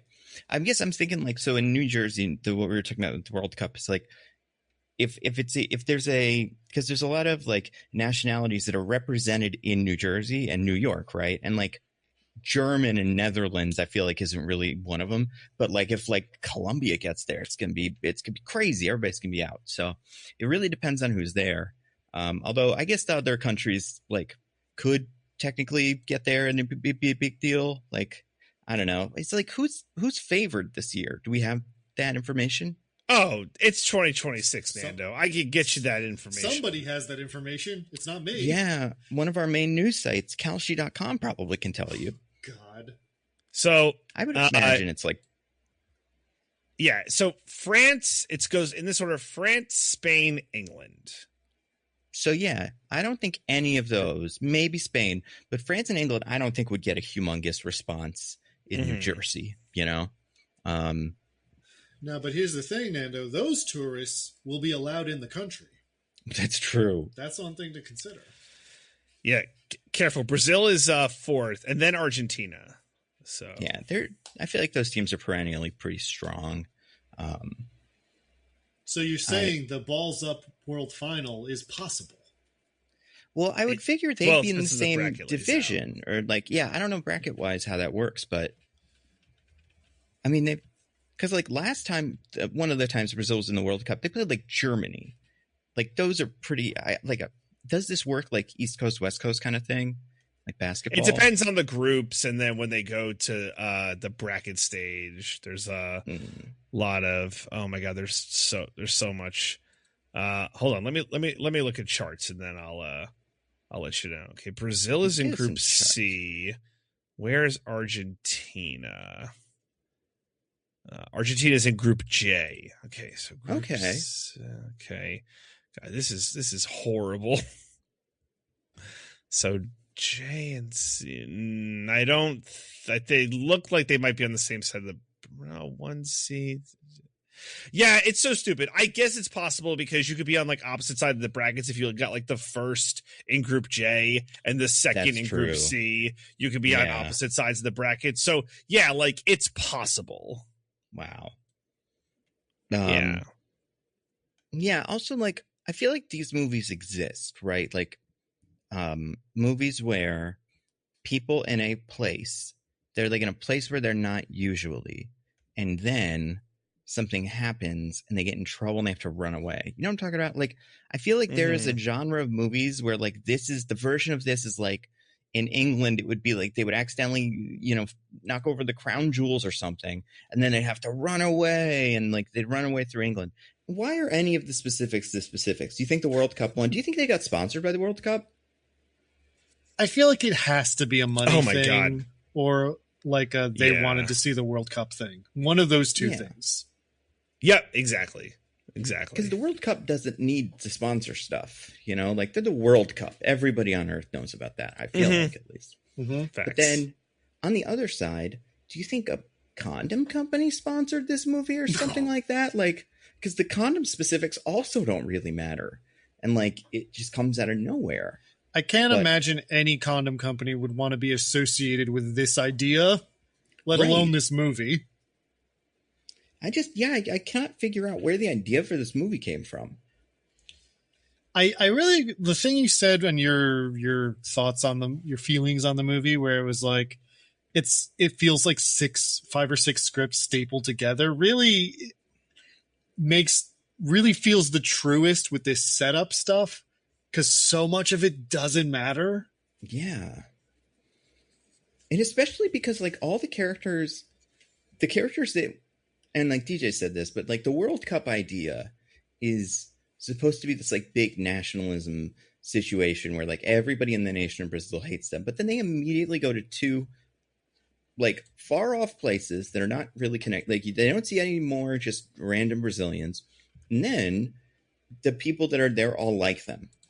And so they're not doing any of that. Like, it's like, I don't know. It's just so stupid. This movie's really stupid. It's like, there's things that like they start, but then they like, I don't know, they never come to completion, right? It's like the condom thing. The movie's not about that. It's just a prop. The World Cup thing is like there, then it's gone. The taking place in Brazil, like it is and it isn't. It's like this movie can't commit to anything. Like someone had an idea for like 10 separate sketches and like, could we make a movie out of this? And like, I don't know. I guess Amazon also, because they will fund anything. They're bad at writing sketches. And right, that too. I will say like the one specific that like feels like it's Brazil specific is the fish. That is one that you have to do there. So maybe that's where the idea for this movie came from. It's like, what if it'd be funny if we did the fish thing? And then they were like, well, why are they in Brazil? Well, the World Cup's in Brazil. Okay. And if we're doing the fish thing, then should we focus on testicles and penises in general? What if they were condom people? Yeah. It could. It gets you Brazil. It gets you penises. It could just all be around the Candiru fish. You really might. What a crazy idea. I mean, the fact that Amazon decided to put money into this, I mean, they funded the Melania doc, so anything's on the table. But they got kickbacks for that one. Maybe they got kickbacks from Bolsonaro before that all went away for this one. Mm-hmm. Maybe. Or the World Cup guy. Maybe that guy. Oh, yeah. FIFA, also famously extremely corrupt. Yeah. But again, I still don't understand what they want from this. Also, speaking of World Cup stuff, I haven't looked this up. This rule can't be true, though, right? The one where if you randomly jump on the field, you can pretty much decide the outcome of the game, right? It can't be. There's no way. No, I mean, like, I feel like the rule must be, essentially we have to rewind the clock and set up play to before the interruption, right? Right. Or like have a kickoff or something, or a kick in, whatever they call that. Yeah. Because like if this was the plan, like if this was really how it worked, I feel like people would do that now. And the World Cup would be mad that Amazon told everybody about it. Because of course you would. You would sacrifice yourself to win this sporting event. It's humongous. I mean, in a world where people care so much that an entire country will kill two guys who accidentally messed it up, why wouldn't everyone be constantly flinging their bodies whenever the opponent might score? Exactly. Especially if you get bet on it. If you're Sacha Baron Cohen, you send one of your goons to affect the outcome. Why hope for two randos? As we're learning in real life right now, if people have the ability to affect the outcome of the bets they make, they will do it. Yeah. Mm-hmm. Yeah. Even if they, that involves geopolitical disasters. Oh, man. Yeah.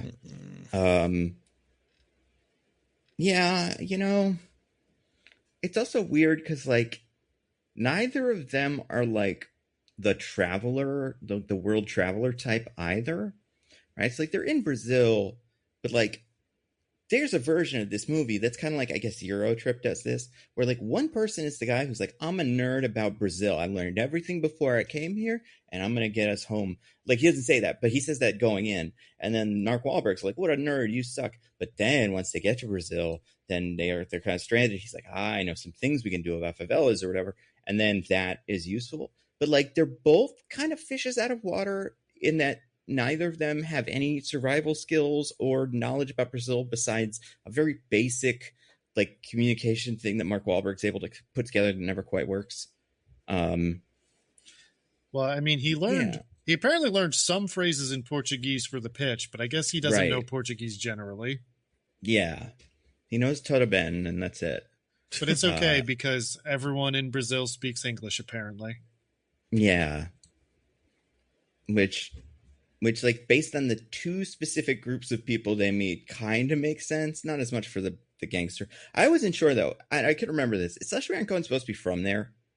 Or is he also like a transplant? Because no idea. I could be completely convinced he's doing Borat again. Is Giselle Brazilian?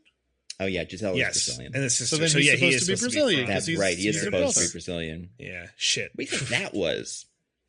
Like, why is he in this?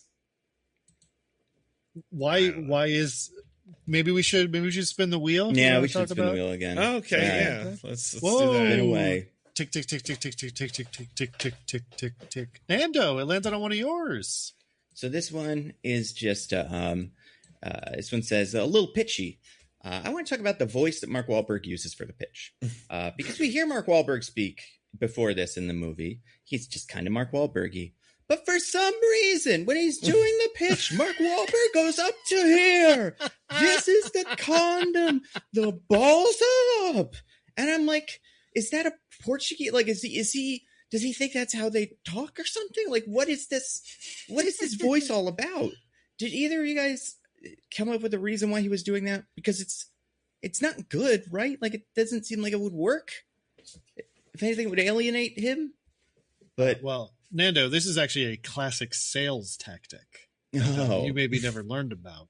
Yeah. There's a specific frequency that when it hits the human ear makes anyone who hears it extremely suggestible. And like basically you can kind of convince them of nearly anything for at least those few minutes while they're hearing that frequency. And so if you raise your voice kind of up here while you're pitching, then it puts people in that state. And then you kind of just gotta like from then on just be like, yeah, we signed that deal. It's all just all good. You said it was great in that meeting, so that they feel too embarrassed to admit that they're like, actually, I'm thinking about it now, and that's the worst idea I've ever heard. Yeah. That's like 90% of sales is just... It makes a lot of sense. Basically learning that frequency so that you can really get people, turn their brain into mush, basically. What is the other 10%? Peer pressure. Peer pressuring people into not backing down from bad decisions. Nice. Yeah. Okay. Yeah, that makes sense, because that's the only explanation for why, for whatever reason, just during this one scene, Mark Wahlberg's voice goes up as if he's like, I'm trying to think of like what this kind of sounds like for people that haven't seen it. Like, I don't know, how would you describe it? It's like stuff like this happens in movies. Like, this is so hard. Which is what they would say about the penis. Am I right? You need to ask yourself, do you want your balls swinging around while you're having sex? You're not an idiot. You're smart. You're smart. And smart people don't have their balls flapping about during sex. Wow, I can't believe Mark Wahlberg, you showed up for this this podcast recording. Obviously I showed up because you guys are making fun of my voice. No, Mark Wahlberg, no. We're making fun of your character's voice because it was a bad job. Right, but I can't have you jabronis, doing a bad job. So I got to come here, Mark Wahlberg, it's me, and I got to tell you how to do the voice. And I don't normally do a high voice like that because between you and me, it's kind of like a girl's voice. But that's for this, true. Right? Yeah. Because my character's such a bitch, it kind of felt like appropriate. Oh, sense. So you were playing this character as kind of a bitch. Obviously, Brad's kind of a putz, right? Like Brad's not. Listen. There's a reason that the girls, we tried to make him seem so attracted to me, but it was a heavy lift, and in hindsight, I think it would have been more appropriate if I just had my shirt off the whole time. Let him see the show, and then, you have me be like a bit cooler. Yeah, and obviously, I should have punched Paul Walter Hauser in the face a couple times, show my dominance. Like DJ, that really smart guy, he was talking about in the World Cup scene, was kind of standing there. It was like, bad direction. I didn't know what to do. This, I can't do everything. So you think it's Peter Farrelly's fault that the movie's bad? I don't want to place blame, but yeah, I think it's his fault for doing a bad job. So, not much to do about it. But listen, this movie's great. Even a bad job it was a bad job by me, but even me playing a character that's, kind of a bitch, it's a great movie. Can you fucking believe that we're number 3 on Amazon? We're not below Invincible. Invincible, more like, invincible. I'm invincible to being interested. You take 8 episodes to just do nothing. It's what about that? That's don't even get me started on The Boys. The Boys, more like, hey, you want to maybe just have an episode where we move the plot forward. It's the end. It's the end of the thing. We got 3 episodes left, and I don't even know what's going on. We gonna talk about V1 this whole time? That's insane. Yeah. I can't just get the V1 or don't. We're gonna introduce new students every time. Bomb site. Oh, bomb site's next. Bombs. Please, this show's gonna bomb on site because no one's gonna watch it. So watch Balls Up. The Boys should be about you and your boys, Mark Wahlberg. Obviously.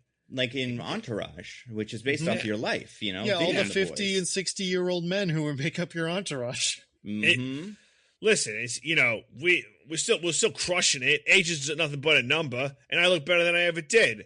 So, and I'm still making great movies. Right? But Balls Up, it's a great movie. Don't let anyone ever tell you otherwise. It's the movie of the year. Odyssey. More like it's going to be Odyssey to get to the theater because, it's the summertime and you got other stuff going on. No, you sit on your couch, hit your Prime Video button right there on your remote. You already got it. You're watching basketball, right? It's all there. I mean, eventually it's going to end, but yeah, that's for now. I don't. I think in forever, into the end of time. That's what I think. Okay. I wish this movie could have been 3 hours. I was like, Christopher Nolan. I'd probably do good work for Christopher Nolan. I know I'm not in the Odyssey, but I probably do a good job. I'd do a better job than Robert Pattinson, please. Stick to vampire roles in Batman. All bets. Robert Pattinson should be doing exclusively Bat-related roles. As far as I'm concerned, there's no bats in the Odyssey. Sorry, Mark Wahlberg, I'm actually curious. Could you say by name the character in the Odyssey you think you should play? Oh, obviously. I should be... Oh, it's not even a question. I'm Zeus. I'm the main man. I'm the guy. That makes sense. And I'm not... He's everywhere around us, I tell you, I'm not Achilles. No way. Nope. Yeah, because he's not in the Odyssey, so that would be crazy if you were Achilles. Obviously. That was testing you, Diggins. So I listen to the podcast. So I listen.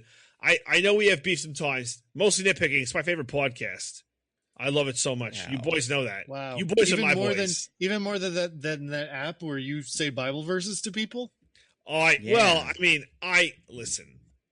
I gotta try be objective.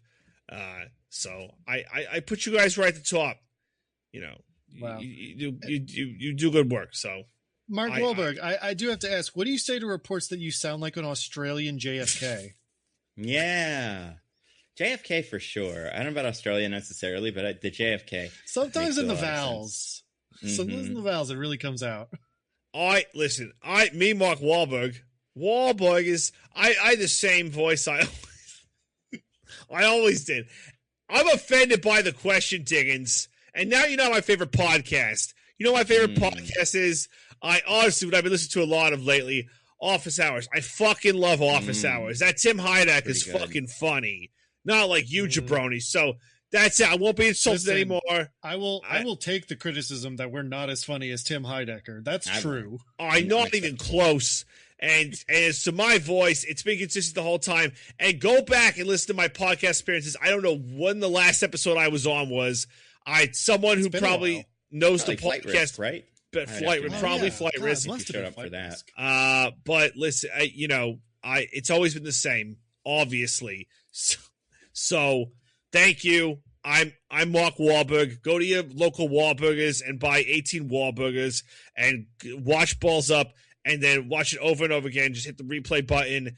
And don't suggest the nesting. That's the other thing. Do you end Balls Up and it suggests some other shit? It should just play Balls Up again automatically. Balls Up all the time. Balls Up. Let's go. I'm Mark Wahlberg. Well, Mark, I just want to ask real quick. Yeah. Because this is obviously doing so well. It's number 3 on Amazon. Any plans for a sequel? And then what's going up this time or going down? Well, I thought about Balls Down or Balls Down Under. Oi. Oh. We're going to Australia, mate. How's that sound for you? Is that why you're sounding a little Australian? Because you've been doing some location shooting? Shrimp on the barbie. I'm not going to say Diggins, and now I've completely lost the thread. Oi, crikey. But it's still me, Mark Wahlberg. And you just wait. The Aussies. Aussie. Oi. All right. I'm Mark Wahlberg. Goodbye, Mark. Goodbye. Mark. Do you guys remember the part of the speech where Mark Wahlberg, out of nowhere, even though the speech is in English, starts representing the parts of the body as the penus and la vagina? What the fuck is that? Like, he's so shitty to them. Yeah, I would feel kind of patronized. I'd be like, 100%. Come on, man. I clearly understand English because I'm listening to this pitch. And all the letters are the same. It's not even a different set of letters. It's maybe an accent mark over the E, but like nothing there is different. And it's just a really bad pitch. Not according to Arturo, though. He says it's the best pitch ever, and they're switching to the Balls Up condoms. That's the official condom of the World Cup. It is. I don't think we've tackled this yet, but the product itself, it doesn't make any sense, right? And also, not even a little bit. In right? fact, it would be worse than a regular condom. Maybe we should spin the wheel. Oh, right, yeah, sure. Oh, just one more real quick World Cup thing I wanted to mention. Why is it in 2025? Oh, there's not a World Cup that year. Why did they set it as that year? I think they just had to it is insane because, you know, it should have been 2026, the year the World Cup is, and the year the movie came out. Reshoots? Was this movie in reshoots or something? I don't know. I really cannot figure that out because when they started with that, I'm like, it's like, why give it a year at all if it's a year the World Cup cannot be? Yeah, exactly. It's only odd number or it's even numbered years. It's like how in West Wing they actually had the presidential elections on like the off year, like in between the real presidential elections. Yeah. So it wasn't like, you know, competing. They wanted to be like, well, everyone's going to want to watch Balls Up during the World Cup. We don't want to actually like compete with them, so we got to set it in 2025, so people will be like watching Balls Up, and then the World Cup is later. That makes sense. I buy it. That's a great point. Yeah, it's pretty bad. The World Cup stuff and Brazil, the presentation, all that stuff. Also, it's weird that he asked them what the title or what the thing is called. He just asked, what's the name of the product? And Paul Walter Hauser is still not on the same page as everybody else. And for some reason, Mark Wahlberg lets Paul Walter Hauser answer this question. Why doesn't Mark Wahlberg go, it says Balls Up on the slide? It's that. That's why I put it there. But like, no, he's like the testicle sentinel. Oh man. Anyway, I'm gonna spin the wheel again. Tick tick tick tick tick. Or let me spin Diggins because the wheel's inside of you. Tick tick tick tick tick tick tick tick tick. Yeah, it's pretty good. Maybe your hands are so spin cold. a little bit slower. Yeah, exactly. Well, you know, that's just how I run a little cold. But DJ, it landed on one of your wheel slices. What does that one say? Didn't it land on one of Diggins's? Isn't that what the suggestion was? Pretty sure it landed on one of DJ's because you were bringing something up, and I was like, "Wow, good time to spin the wheel." Well, it's the wheel, so it just landed wherever it did, and I think it landed on DJ. Didn't it? Right, obviously, yeah. I'm sorry. Oh, it landed on. Hey, this condom's a stupid idea, and it wouldn't work, right? Yeah. Wow, these are our highest effort wheel slices ever. Mm-hmm. The movie deserves it. What do you mean this condom wouldn't work, DJ? It's perfect. Is there something I'm missing? Like, it's first of all, if this was a good idea, it would have been done already, right? I assume that someone has explored this and been like, wrote it off the board. No, this can't be done. I mean, I think a pretty important part of the condom, and correct me if I'm wrong on this, is the seal it forms while it is on you. Yeah. So that things don't leak out. That's right. And I feel like if you had to make the opening so large that it would stretch over the balls, that would be A, difficult, B, painful. Yes. And it's definitely that. That it would be painful. And like we see the condom used a couple times. They put it on stuff. And it's also like, how big are, like, obviously you don't have to like buy condoms of specific sizes except the maxims or magnums or whatever. But well, they all say that they're extra large because our male egos are extremely fragile. Well, no, the ones you get, but yeah. But mine are real that. But when they do this, like, how do they know how big everybody's balls are? I assume people have different size balls, and then if that's the case, did they give it a little bit of room and like so it's got, you know, some room to breathe, because that's probably bad for condoms. Yeah, it just doesn't make a whole lot of sense. Oh yeah, God, the sweat situation. Yeah, in the balls. Yep. I don't have to. I mean, my wheel sliced right. Like, why wasn't it like that? So they're like, we're a condom company. We make condoms, and like we need the next big product to break out. And then like it still even makes sense. The testicle sentinel, right? It's just like condom for the balls, right? And like that would be like the pitch, right? It's like, oh, this new innovative product, right? It's, you know, the ball condom. Oh my God. I don't know. I'm thinking about how if it covers the balls, then like it's probably gonna slide down and you'll feel it sloshing around in there on your balls. That's God, true. that sucks so much. That's fun. Never mind. This is a good idea.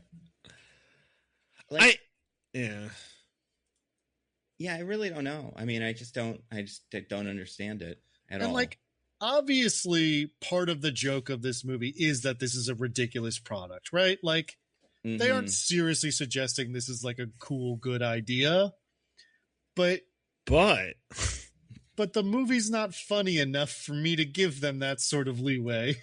Right, and it's not a funny enough idea. Yeah, like it's yeah. It's like Diggins. Is what you said. They don't take it far enough. Like like what it had to been is like the condom pants. It's like he's such a neat freak that it's like it's full like fucking tights that just cover everything it'd be like from toes to tip, right? And it's a like morph suit, but it's a condom. yeah, like you get in, and it's like it's like and every part of you is covered, and then everyone's like, "This is brilliant," right? And like that's the version of this movie that it should be. What it should be, or like another version of this movie that could exist that would be funny or better at least, would be that he's like, this company staked it on this or whatever, or he's invented it, and everyone's like, that's a stupid idea. Why would you ever want that? Blah, blah. And then in the movie, situations keep coming up where it's useful, and they're like, wow, it really is a good idea, actually. Yeah, there would be, for sure. I think that would work. Other alternative, if someone has a time machine and wants to give him 3 options for how to fix the testicle condom joke. If any time travelers are listening to this pod and are like, my number one goal is to make the movie balls out better. Fix balls up. Listen, if we know anything about our billionaires that are going to be the ones that are going to be able to do time travel, Jeff Bezos would rather send someone for this than to cure COVID or something. I feel like this is possible. Have it be that he just invented a condom that is like almost exactly the same as a regular condom, except it's like green. And throughout the whole movie, Mark Wahlberg just can't fit his head around why everyone loves this so much. But everybody else in the movie implicitly is like, amazing idea. And he's like, thank you. I'm a real genius. And Mark Wahlberg's like, I'll pitch it. I'll try. But I don't know. And every time he meets somebody, he wants to be like, finally, this person seems normal. They're going to get it. And then he brings out the condom and everybody's like, this guy's a genius. Because that would be kind of fun. And kind of a twist on how like innovation when it comes to products like condoms is so like they nailed it in the first couple of tries once they got it, and then they just kept fucking around and like once latex was invented. Yeah, I was gonna say, some of the OG condoms, but like sheepskin, not great. But once they got to latex, it's like you nailed it, guys. You did it. Yeah, job done. Mm-hmm. Yeah, obviously we need some alternatives for people who are allergic to latex, but otherwise, you can stop. Yeah. It's I don't know. It's just a really weird like if it's not condoms, what are they selling? What's the better version of this where they have like a product that kind of fits into what the movie is? Some kind of like World Cup like dildo, right? I was going to say a World Cup for the players to protect the balls. That way we can still have so many of the same jokes. Yeah, I say jokes very generously. Mm-hmm. Yeah, I don't hate that. I assume do soccer players wear cups? Probably not, right? I feel like the risk of getting a soccer ball in the crotch is pretty low compared to the downside of it being kind of restrictive to your general movement. Probably, but for our comedy jokes movie, it would probably be fine. Oh, sure. Yeah. No, I think it's worth it. You know what it should be? It should be it's not a condom. It doesn't have anything to do with balls in this situation, no. But it's like a little thing that you can pee into that you just take with you, and it's like a condom. So it's because these like soccer matches are too long. They just last and last and last, and it's boring. So if you never want to get up, because maybe that'll be the one goal. So instead you use this thing. And everybody's like, it's just a condom. No. This is the balls up. And then that's the bit. But also, yeah, it's just Mark Wahlberg's so poorly cast in this movie as like a cool sales guy. I don't know. I just can't imagine him pitching any of these things we've mentioned because it's all bad. But like a movie with like someone cool that's like also like a contemporary Paul Walter Hauser. How old is Paul Walter Hauser? Like, not that old, right? I don't think he's that old. I think 39. Yeah. So why is this 50-plus-year-old? Like, why don't we get another 39-year-old that's cool like Mark Wahlberg? By cool like Mark Wahlberg, I mean like, you know. Age-wise, you imagine you'd switch those two characters. Yes, right, exactly. Mm-hmm. Yep. Yeah, the whole movie's just so fucking stupid. I don't know. But yeah, it's a bad condom. It's a bad condom because the time he puts it on the first thing, when they're doing the original demonstration, he has the dildo that they put it on. He opens it up like you would open up like what is it? What opens like this? I don't know, like a plastic glove or something. Like to put it on the dildo, which is not how condoms are usually applied. Not even a little bit. Exactly the worst way to do it, and it shouldn't do that. But they even do it with the banana, and it's like there's a set demonstration way you do with the banana, and and they don't do it because they got to do this weird ball thing. Mm-hmm. Which, by the way, during the pitch, Mark Wahlberg like takes a banana and apples from like the Continental Breakfast. Was he not ready to demo it on a model or something? Yeah, I don't know. Okay.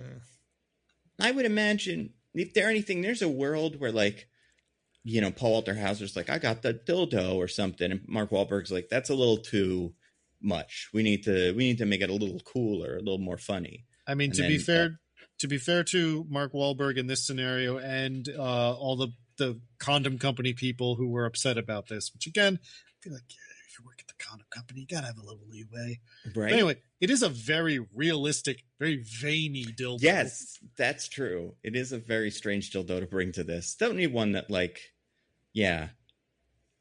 suction cups onto the thing. It's unnecessary. Mm-hmm. Do you think he brought it from home? Like, you think? Like he took it from his shower, was like, yeah, this is for me. Mm-hmm. Could be. I think so. I hope he cleaned it, if so. I do too. That's what the condom is for, though. It's a great idea.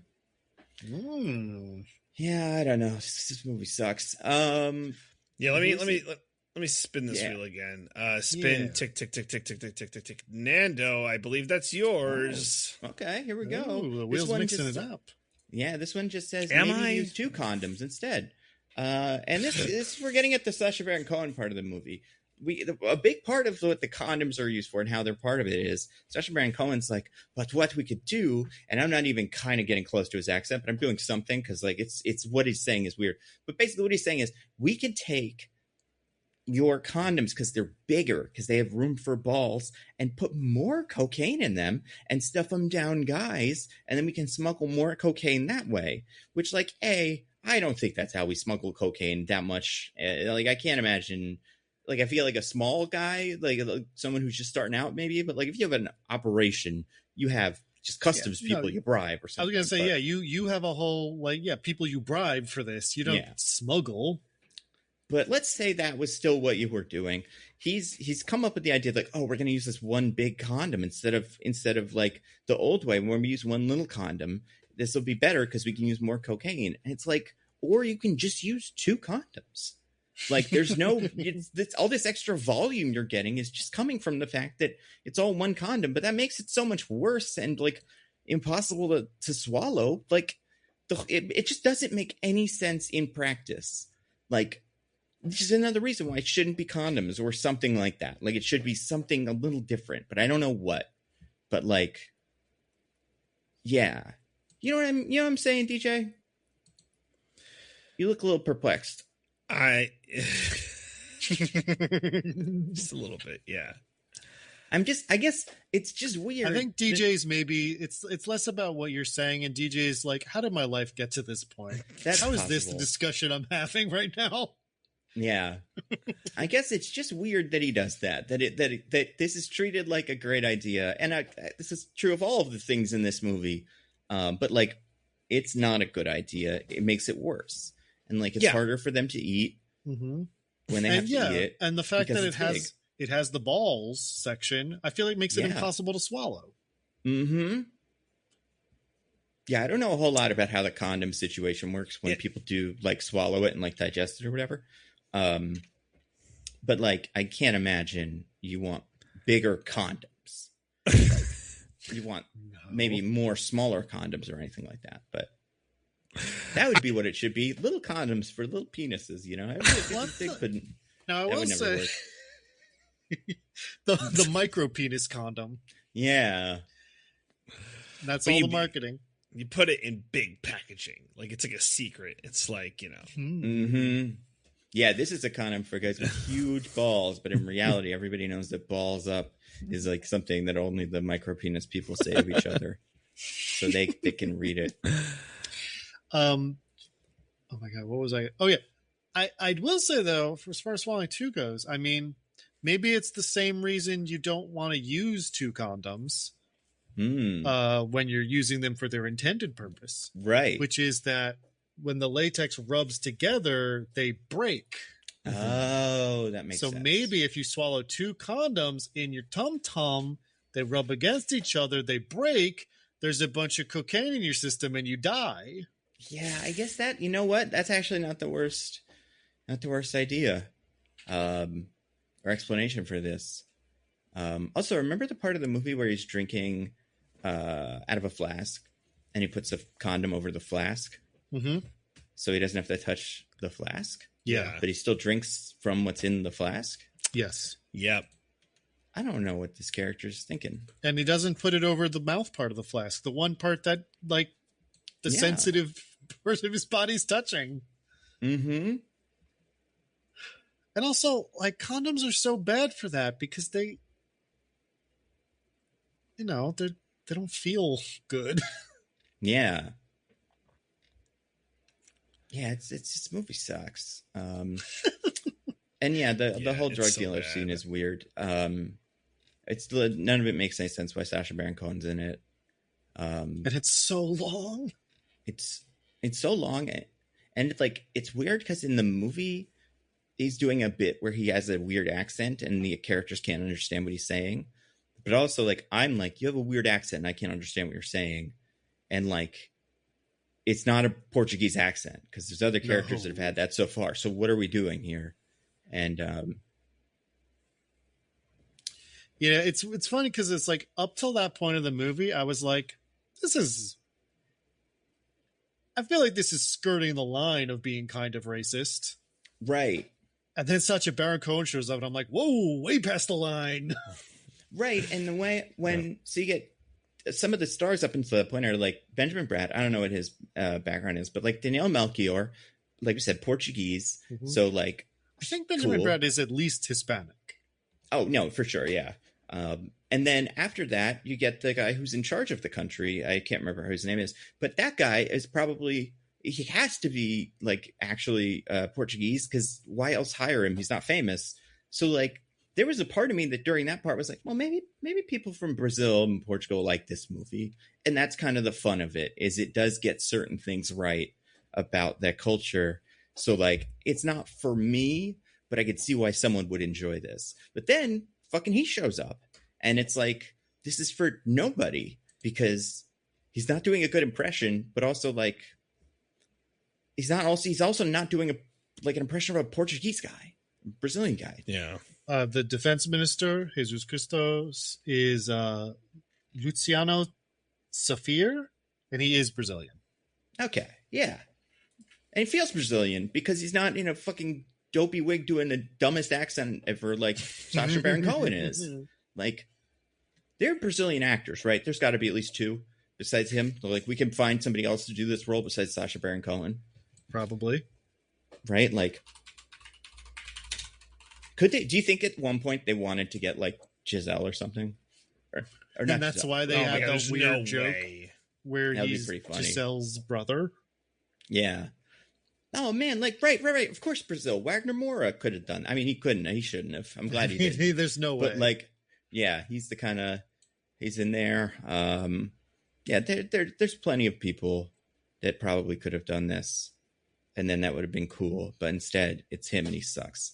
And it also doesn't help that like he's just annoying generally. But I even think if I liked him out of this movie, I'd still hate this performance. Yeah, it's bad.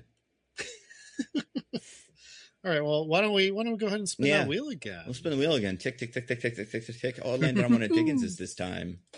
Yeah. This one just says, the dreaded Candiru fish. Yeah, that's from something. That's from Venture Brothers. Yeah, that's right. I forgot about that. I was trying to do a Monarch. I know it wasn't the best, but it was okay. You did a good job. What do you want to talk about, Diggins? I want to talk about the dreaded Candiru fish. So this is a persistent myth that there is a fish in Brazil called the Candiru fish. I mean, there is a real Candiru fish, but that it will swim up a urine stream into a man's penis and eat him from the inside out. This is obviously untrue. Yeah. Because that's insane, the thing I just said. And like, you see it in this movie, in like what it would look like, and it's like, oh yeah, that's silly. No fish could do that. Because they show us. But this is a thing people say, and people have said for a long time. And they foreshadow it by having a guy say it's clearly Portuguese. Like they're acting like it's an extinct indigenous tongue, but he's obviously speaking Portuguese. Right. Yeah. And that's like an actual joke in the movie, but they don't really do it very well. Yeah, it's not a terrible joke because the joke is on the like dippy hippies who like are like kind of protecting the land, and then they're like, he has this magical language we can't possibly understand. Like that's not bad. I mean, honestly, one of the better jokes in the movie. Mm-hmm. I didn't hate that whole ensemble. Yeah, like the because that's Eric Andre. It's this Chelsea Crisp woman who I thought did a pretty decent job. Mm-hmm. But anyway, and then on the raft we have a whole sequence where Paul Walter Hauser almost pees over the side of the raft, but then he pees into a container because they need their water. But then Mark Wahlberg is doing it, and he gets a Candiru up his urethra. And this is when we see Mark Wahlberg's prop penis. I've mentioned it so many times, but guys, we have to talk about it. Yeah, we have to. What did you think of it? Do you think... Extremely not. Do you think it was in his contract that it had to look that big? Yes. Yeah, I think so. I think so. Has he ever? I mean, he was in Boogie Nights, right? Have we seen his actual penis? Probably. He's a porn star in that movie. So could have. I haven't seen Boogie Nights. I don't know. Yeah, we got to introduce the next generation via balls up to his penis, and this is how he wants to do it. Because like it's hard to focus on because there's the writhing CGI fish in the shot also, and that's horrible, obviously. Horrible. And I always assume Candiru fish are like very small, right? Like, isn't that kind of the idea with them? I think they're like, I don't know. Because I'll tell you, my thought process with Candiru fish is it's very small, and if you go into the water, it can swim into your urethra and just get stuck there. Because it's like they just would look like it because it's, I don't know, salty or warm or whatever. I will say it is what do you call it? It is part of the myth that they will swim up a urine stream. To be fair, this movie didn't make that up. Okay, interesting. But yeah, I don't know. Do you think it was in Mark Wahlberg's contract to have a large penis? Oh yeah, he probably even thought it was too small. Just like, make it bigger. Well, I was going to say, like, okay. Obligatory. Was that really what a big one looks like to you guys? Okay. But I want to say, like, maybe I'm misremembering, but I recall it being comically engorged. Yeah, it looked like a fucking hot dog. It's like, well, it has to be big enough that the fish can kind of be in it and still be wiggling around and stuff. Getting stuck in there. It's really a horrible thing to see. Yeah. For the reason that, like, seeing anything bad happen to something like that is bad and, like, makes you feel uncomfortable. But for the more important reason of that it looks bad and weird. And, like, we had gone through this whole movie about a condom without seeing Mark Wahlberg's penis. I was pretty happy with that. Right. You know? And we're, like, maybe 20 minutes from the end. So it's definitely not going to be one. Yeah, it's on the last beat. Yeah. There's some fun trivia. Do you guys know that there somehow there was a second Adult Swim show that made a joke about the Kindira fish? Say that one more time, because I don't even believe it, what I just heard. But say it again. There was a second Adult Swim show that, like, made a joke about the Kindira fish. I mean, I would definitely believe it. I don't know which one it is. I'm going to take a guess and say it's like, what's another Adult Swim show? It's a fish that goes in your penis. Did they do it? That's not an Adult Swim show, is it? No. No, it was Metalocalypse. Oh. Metalocalypse had, that makes sense. Did that joke.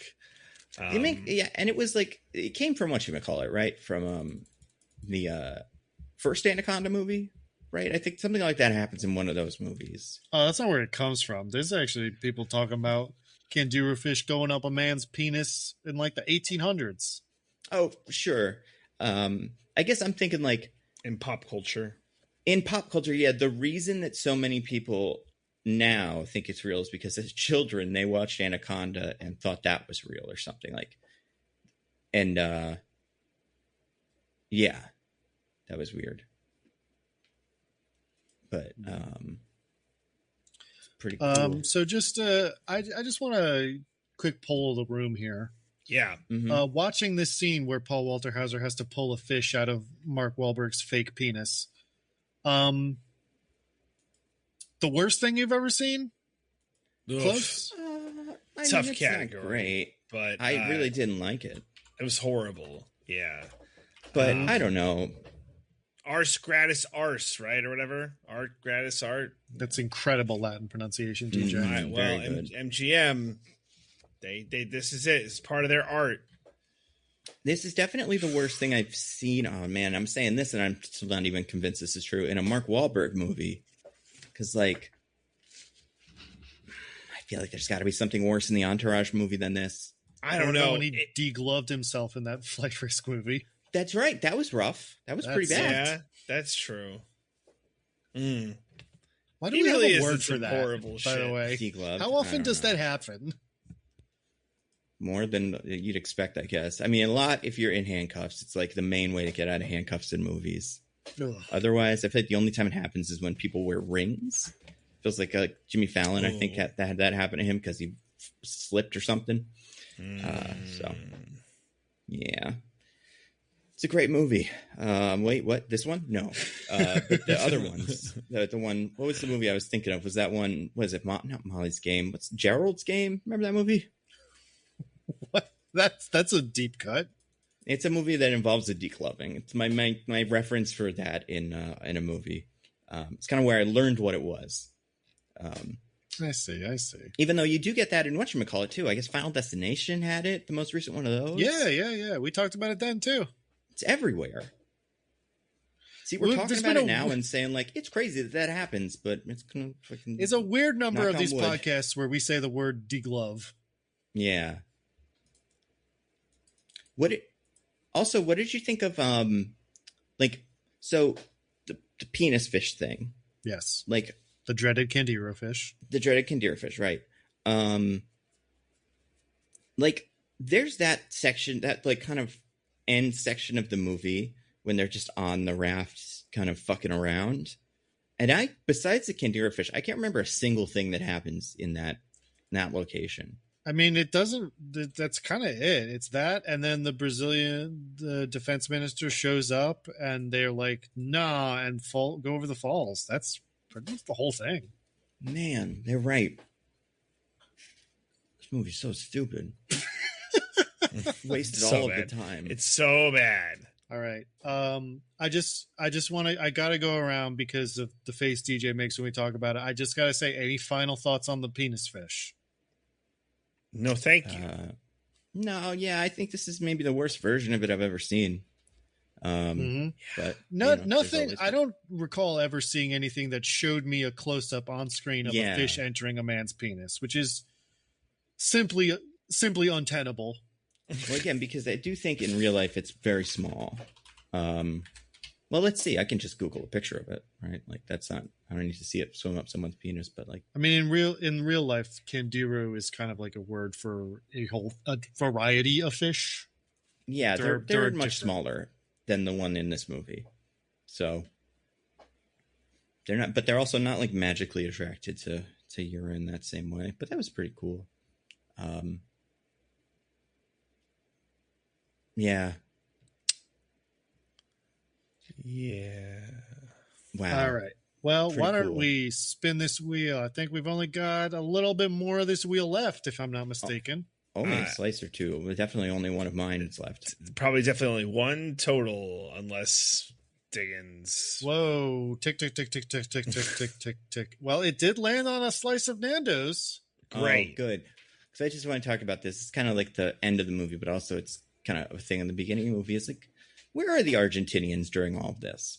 Like, we know they're trying to fight them, and they are. We find out that there's like a strike force of guys that are trying to save them. Mm-hmm. But like, at the World that's Cup, something I don't think I said in my summary. That it turns out that Daniela Melchior was an Argentinian agent who was trying to extradite them to Argentina.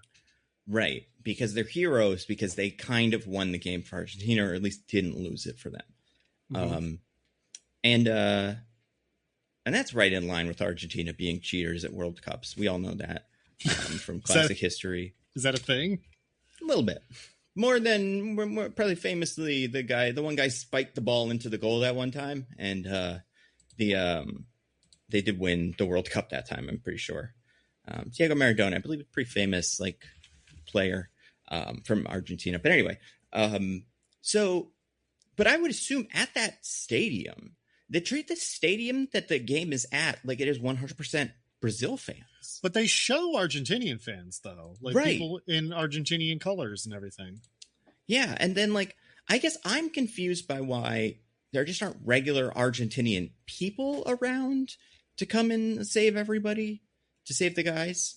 And like, why this doesn't make it to them. So I think when they first get arrested, it may more or less make sense because they're in like the Brazilian section, right? Right. So the people they're near who they're being dragged past are Brazil fans. Mm-hmm. But like, yeah, like when they're out in the streets, you think that, it's the same day, I think, at least the next day, maybe. Probably a lot of people who came from Argentina still staying a day in Rio. I assume it's Rio because we see the Cristo Redentor. Mm-hmm. You think they'd be out in the streets like, hey, we got to protect our boys. Yeah. Los Genios. Or they'd just be celebrating because they just won the World Cup. Yeah. And they were at it. So like these guys would be fucking out of their minds happy. Just chilling in the streets, having fun. Like, I know it'd be sad because Brazil's the place where they are and that's who they beat. But, yeah, just, I don't know. Something about the way that it's like, the way that the movie treats it at the end where it's like, no, you crossed a border. You're in Argentina now and we like you. It's like, so where the fuck were you guys before? Like, you can't have just come over? Like, I don't know. It's weird. Yeah, I don't know. I don't have a great explanation for why I think this is weird, but I do think it's weird. But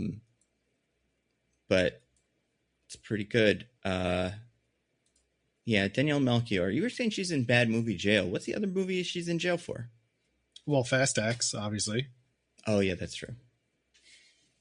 Those are the only two I was really thinking of, but they're also the only things I can think of that she's been in recently. Right. I'm pretty sure she was also in the other Anaconda movie, the one that they just made.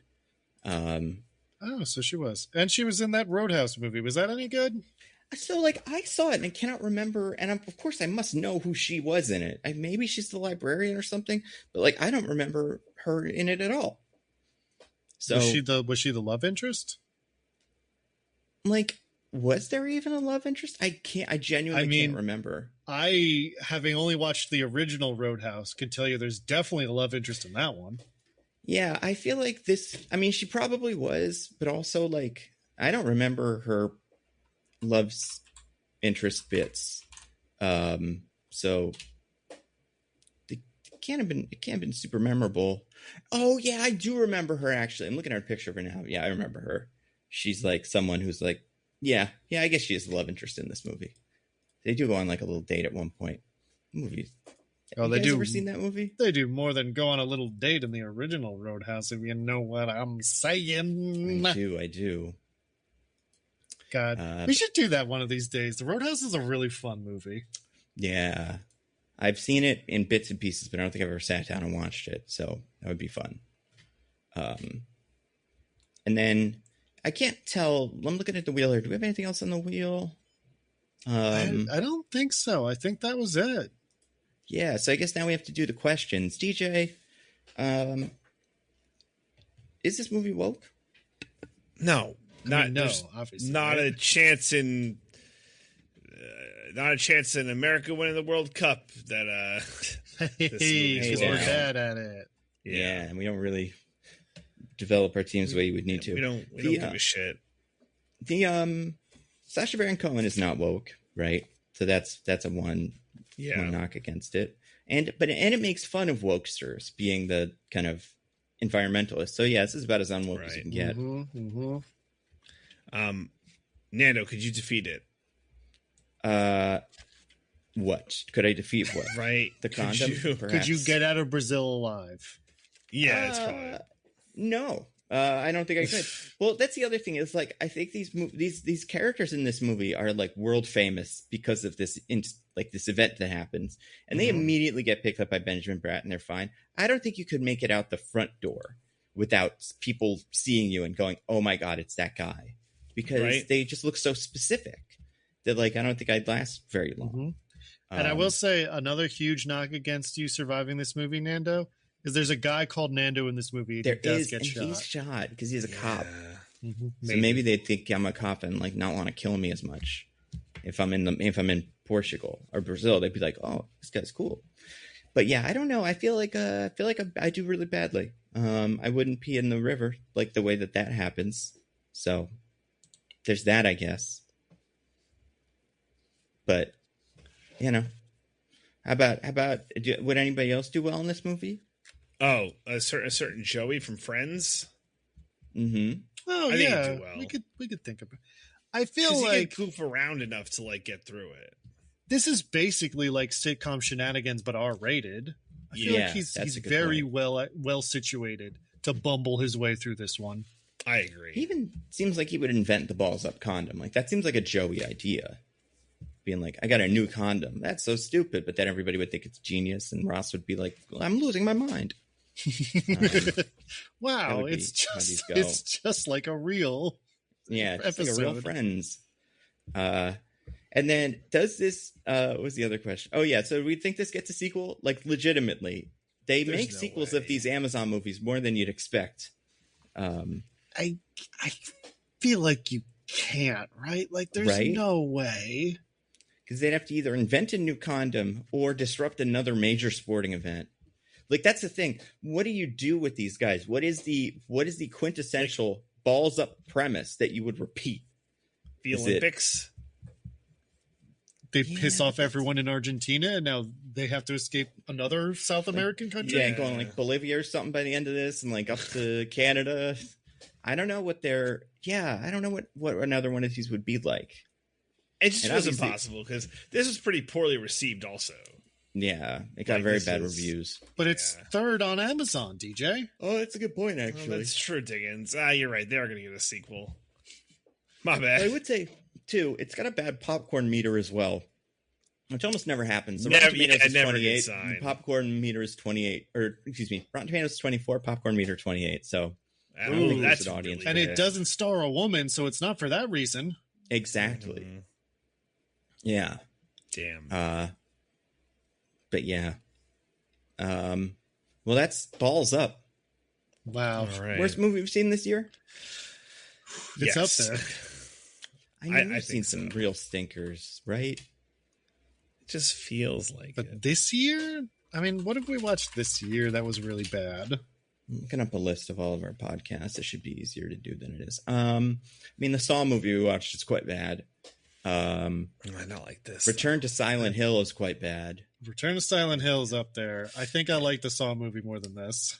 Mercy's quite bad. Oh, Mercy is a good contender. Those I'd say are the big four. Another Amazon movie. Yeah, right. They're crushing it. Thank God for Project Hail Mary. Otherwise, they might be able to bankrupt Amazon with all these shitty movies. But yeah, it's a great movie. I mean, it's not, but it's cool. Do you guys want to get to our classic segment? I would love to. I would love that. All right, DJ, you want to recommend some things to the fine people? Yeah, I would love to. So I had a pretty cool, unique experience this past weekend. Have you guys heard of the Savannah Bananas? Hey, it's funny because he wrecked it already. Twice. Oh, so you guys have heard? I have heard of them. Yeah, I have heard of pretty them, cool. yeah, from you. Cool. Bananas no. Go on condoms and stuff, right? That's Hey, there you go. That'll be the. Is that what they do? Do they demonstrate to children how to put a condom on? Oh God. Is that what you're teaching your sons, DJ? Gotta teach them sometime. They gotta learn eventually. Yeah, that's true. Never too early. True. Well, never. I just want to say real quick, I have never had a talk with my parents, and I mean, obviously, it's not going to happen at this point. But thank God. So funny if they did. Yeah. No, I'm with Diggins. Yeah. I mean, I feel like we got lucky that the internet existed, and I think our parents were all like, "They'll figure it out." We also grew up in a state where we were allowed to actually learn like real facts. That's true. So they were like, the schools can handle it. Yeah. But so besides the Savannah Bananas, do you have any other recommendations? Yeah, I do. I played I have a game kind of recommendation. So I played everyone knows the classic card game Uno, right? You guys know Uno. Yeah, I have it right here. The one that Donald Trump has all the cards in and he's winning. Yeah, that's good, right? When you have all the cards in Uno. There actually is a version of Uno where you can have all the cards in. It's called, have you guys heard of Uno No Marcy? No, that's funny. So it's like one of these like there's that like silly Monopoly version where it's like Monopoly, the long version or like whatever.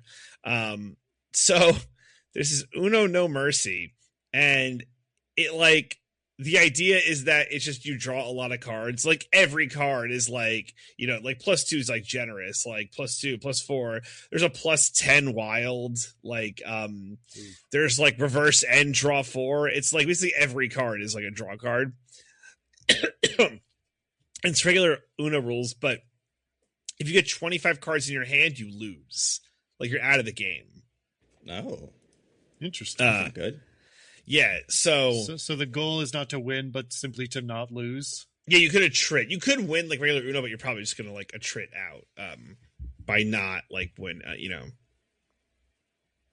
not getting 25 cards in your hand. It's very silly. I think it would have been a game that would have been more fun if it was like drinking related to it, but it was just like a very silly version of Uno. So if you're into silly variations of games, like Uno No Mercy was one of them. I also want to recommend a video I'd watched. So, you guys ever watch Hassan Minaj's podcast?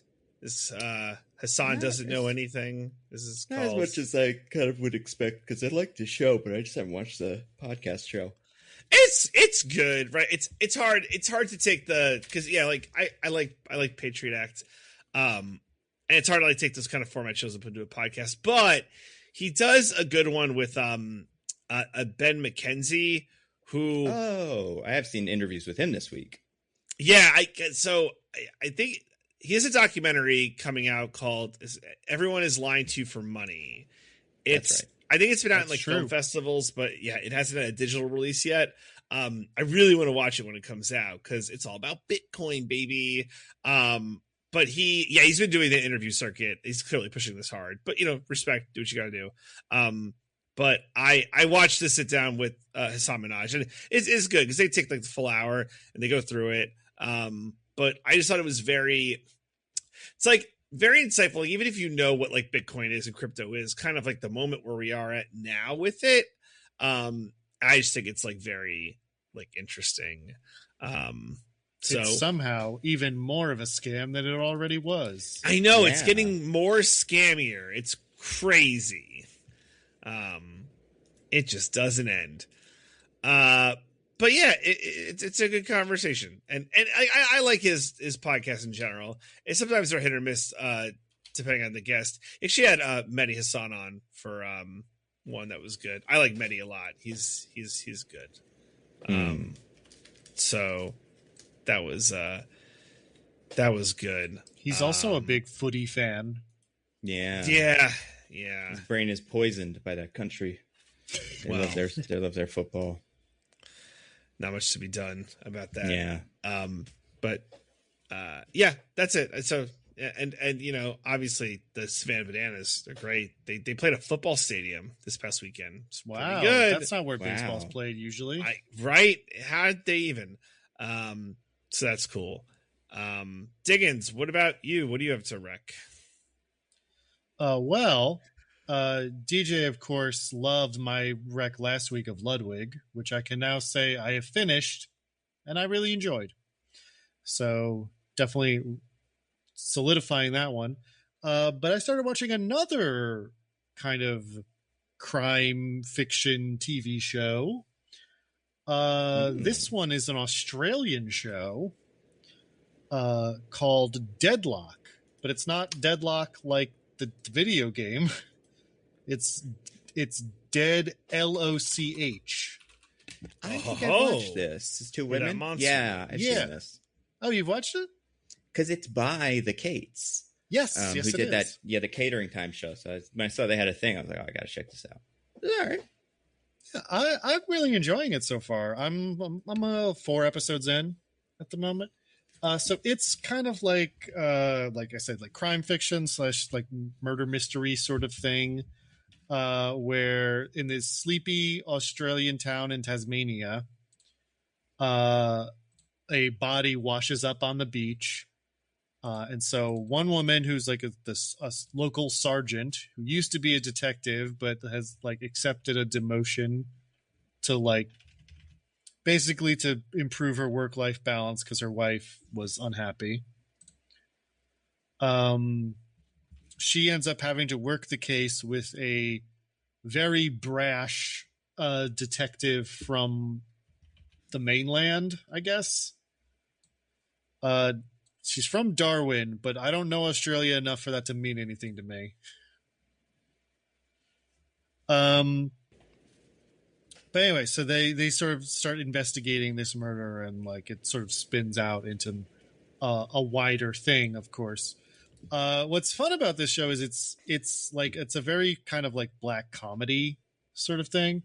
So it's often very funny in like both the things that happen and like the way people react to the whole murder situation. And I don't know. I'm having a really good time with it. I think the mystery itself is like, and like the character drama is pretty compelling, but I'm also just having a good time with it because it's pretty funny.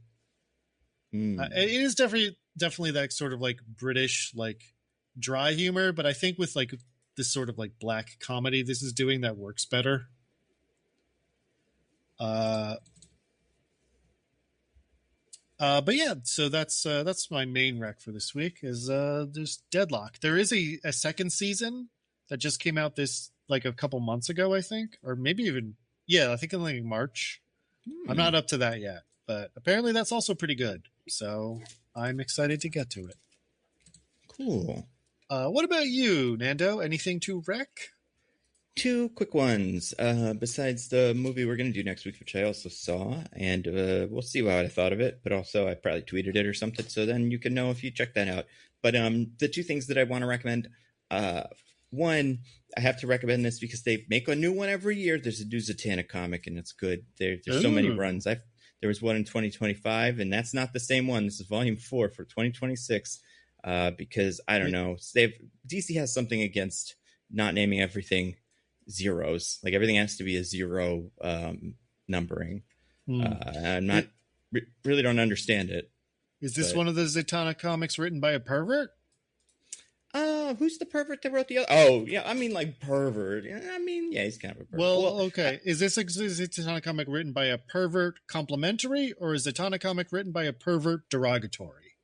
I mean, I don't think you can. Yeah, I don't know if you could write a Zatanna comic without being like a little bit of a pervert. Right, but there's pervert complimentary and there's pervert derogatory. Which one is it this time? I would say complimentary or neutral, I guess. But can we really judge the person who wrote the other one for wanting to be in love with her and marry her? There's nothing wrong with that, This one's written by Jason Campbell. That's the thing. I don't know too much, or Jamal Campbell, excuse me. I don't know too much about him. I'm trying to find like a list of books he's done so I can be like, oh, he did this and this is great. But he doesn't seem to write a lot of books. But I like this one. She's basically inventing Sorcerer Supreme, but on DC. So she's like, we need the Prime Magi. And then that's what they're making. So that's pretty cool. I just like reasons for her to be in comics is they're usually pretty fun. And the more she shows up and stuff, the more they'll eventually make a Zatanna movie. But the thing that I want to, and it's not too different from the other thing that I'm going to recommend, because the other thing I'm going to recommend is a television show that I started watching that I really, really, really like, and we're recommending to everybody, because if nobody watches it, they'll stop making it, which is how this always goes. I feel like I know what you're about to say, and I actually want to watch this. But go on. I watched a show called Widow's Bay the other day. Yeah, and I've had this one on my radar for a little bit because they released a pretty funny, or not funny, pretty weird like little teaser that looked kind of strange, and like it was a horror show, and I was like, all right, well maybe I'll see this. Apple's making it, so maybe it'll be a little different. And then when they actually showed what the show is and like the trailers, and when people start talking about it, it's very much like a comedy set in a town. Basically, the premise is there's mayor of the town. He's kind of a normal guy. He's not really, but like he fancies himself a normal guy in a town full of crazy kind of New England, Massachusetts, kind of like people who've lived there their whole lives and are all kind of kooky. And he is trying to turn this town into a tourism hub because he thinks it can be, because the town's got a lot of charm and it's right near all the other ones. Like it should be a bigger deal. But at the same time as he is trying to make this happen, and he gets like a New York Times reporter to come and talk to him and maybe do a profile about the town, he also has to deal with the fact that the town is clearly haunted a lot by like a lot of different stuff. And he doesn't want to believe that because it makes the town seem scary. So he has to kind of try to ignore that or like rationalize it away and keep putting him. It seems like, because I've only seen 2 episodes, and the second episode feels like it's what the rhythm of the show is going to be. The first episode's more set up, but like if that's what it is, then it seems like what it's going to be is him just putting himself in situations where he's like, I can do this, don't worry. And then it's a different horror movie he gets kind of stuck in that like it's pretty clear when he goes into the one and has to stay in the evil hotel for a night that they're doing the riff on a pretty specific book / movie. But it's just really funny. I think it's like it's got a lot of charm in that it plays its like humor real slow, real quiet, kind of like Matthew Rhys. I'm not super familiar with him. I've watched the episode of Invincible where he's the dinosaur, but that's about it. Never watched The Americans, never watched a Columbo show. But I've started seeing interviews with him, and he's quite funny. So I think he nails this role. And I will say, as like a guy who's not a huge comedy guy, as a guy who's not a huge horror guy, but was kind of drawn in by the comedy, it's not that scary. It's got good moments, like it's well built scares, but it's not like watching like the Evil Dead movie that's about to come out or something. It's pretty, you could feel it coming, and also it's just too funny to take fully seriously. So you are just like kind of enjoying the idea of it. So I would say I'd like people to see this because it's new. It's only been around for a season or for like a week. I imagine the first season is done, but I don't know what the plans are for the second season. And it's getting a lot of love. I would say it also feels like watching Jaws, because it's that same thing where like the guy in the town is like, we got to close the beach, and everybody else in the town is like, we got to keep the beach open, except it's reversed. He's the one that wants to open the beach because he doesn't think sharks are real, even though they clearly are. So it's a great show. I really, really like it. And I think I'm hopeful that it takes off, because Apple TV shows sometimes do that. Sometimes you get a severance and then it like is a big cultural thing. And I think this one could do that, but it's a little bit niche. Sometimes you get that Jason Momoa show where he has a son who can see, but everyone else is blind. Exactly. I think that show is called See. SEE. Yeah. But yeah, so Zatanna book and Widow's Bay, those are my recommendations. Next week. Yeah.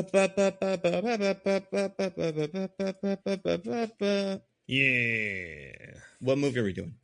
Well, it's kind of difficult to tell from what you just did, but I'm pretty sure you're referencing Mortal Kombat. Mortal Kombat! You want to hear something funny? So the other day, before I went to see this movie, I was like, because I sometimes I go to these with Hannah, and I was like, you know what today is? And she was like, Mortal Kombat, and I did that. I went, Mortal Kombat! And she was like, what the fuck is wrong? And I was like, oh, it's from the thing. It's how it goes in the song. If you're not familiar with it, it seems insane that I just did that. Really is what they do, I swear. I swear to God. I played it for her immediately after, and it was close. It wasn't exactly the same thing, but I was like, yeah, you get it. They do it in the movie. They do. For people that are not sure if you want to see this Mortal Kombat movie or not, if you ever have wanted them to see something do Mortal Kombat stuff on screen and you're like, I hope they do that, they do it. So you will be satiated by that alone. So wait, are you telling me that somebody has studied all of someone else's moves? You know, I don't remember that line happening in this movie, and that wasn't in the first one, right? That was only in the original Mortal Kombat movies where he says that. Yeah, so if that's not a game thing, I don't think it would make it into this. Anything that's in the games makes it into this. There is more Kano than I was expecting. We'll Didn't talk about it. Didn't he die in the last one? Yes, but besides the fact that there's hell and stuff, they also have necromancers. They have Quan Chi. That's true. It's a wizard who can do stuff. Yeah, the Mortal Kombat rules are very loose. Yeah, it's super. Like I feel like anybody could come back at any time, which is kind of part of the fun of it. But anyway, yeah, that movie's fun. We'll talk about it next week. Before that, do you guys want to get to any plugs? DJ, do you want to plug anything? Probably some kind of Roses and Rejections in the future. Check us out on the Pop Break podcast feed. Diggins, what about you? Reality shows coming out? I think it's gonna be RuPaul's Drag Race All Stars. That'll be the first one, and then Perfect Match. We did the last podcast we recorded. We did a very quick recap of the Perfect Match cast. It's pretty unexciting. I don't know how much more juice that show has left, but we'll see. Wait, is there a new season of Temptation Island? No, Perfect Match. No, I know, but I went to Google this, and it's like Temptation Island season 2. Let's see. What? Speaking of Mark Wahlberg. No. That's what How did we have missed a whole season of Temptation Island? Because the first one's definitely the first one. Like the one that I have seen. I remember all these faces. So then maybe there's a second one. How? Nando, that premiered on April 10th. Apparently it does not. It is season 10 of the mainline show, but this is the second season for Netflix. Wow. Oh my God. This is like new, man. Well, we'll have to cover this. How did I miss this? It feels impossible. It's been out for almost a month, apparently. I know. Yeah. Netflix is really bad about letting you know about stuff like this. But yeah, Temptation Island new season. You could have ended that sentence just a few words in. God, Netflix is really bad. This is upsetting. I hate Netflix. I'm shocked. At least Amazon forces the balls up down our throats with all of its advertising. It's true. Hey, just like in the movie. Yeah. Netflix would never let this happen. I'd like a tip, Netflix. God damn. All right, whatever. Just like in the movie. Hey. Mm-hmm. It's funny because of the penis. A lot of penis going on. Pretty good. Mm-hmm. Well, I'm gonna watch these all this week, so I'll let you know if they are. Yeah, let me know, Nando. All right, Diggins, do you have anything to plug? No. What about you, Nando? Videos. I put out my Jared Leto's and Skeletor probably shouldn't be video. Probably gonna put out my who's in the X-Men movies, who should be the bad guy in the X-Men movies video. And then I just put a video out now, like while we were recording this, about Ava De Dominici and why people think she might be Wonder Woman, because it's unclear, but it's something that maybe is happening. So wouldn't that be interesting? So yeah, videos like that, Nando V Movies, Nando Cut, all that stuff. Until next week. I've been at Nando V Movies on Twitter. I'm at Zippy by Day. I'm at C Diggins, exclusively on Bluesky. Bye, everybody. Goodbye. Bye. Bye.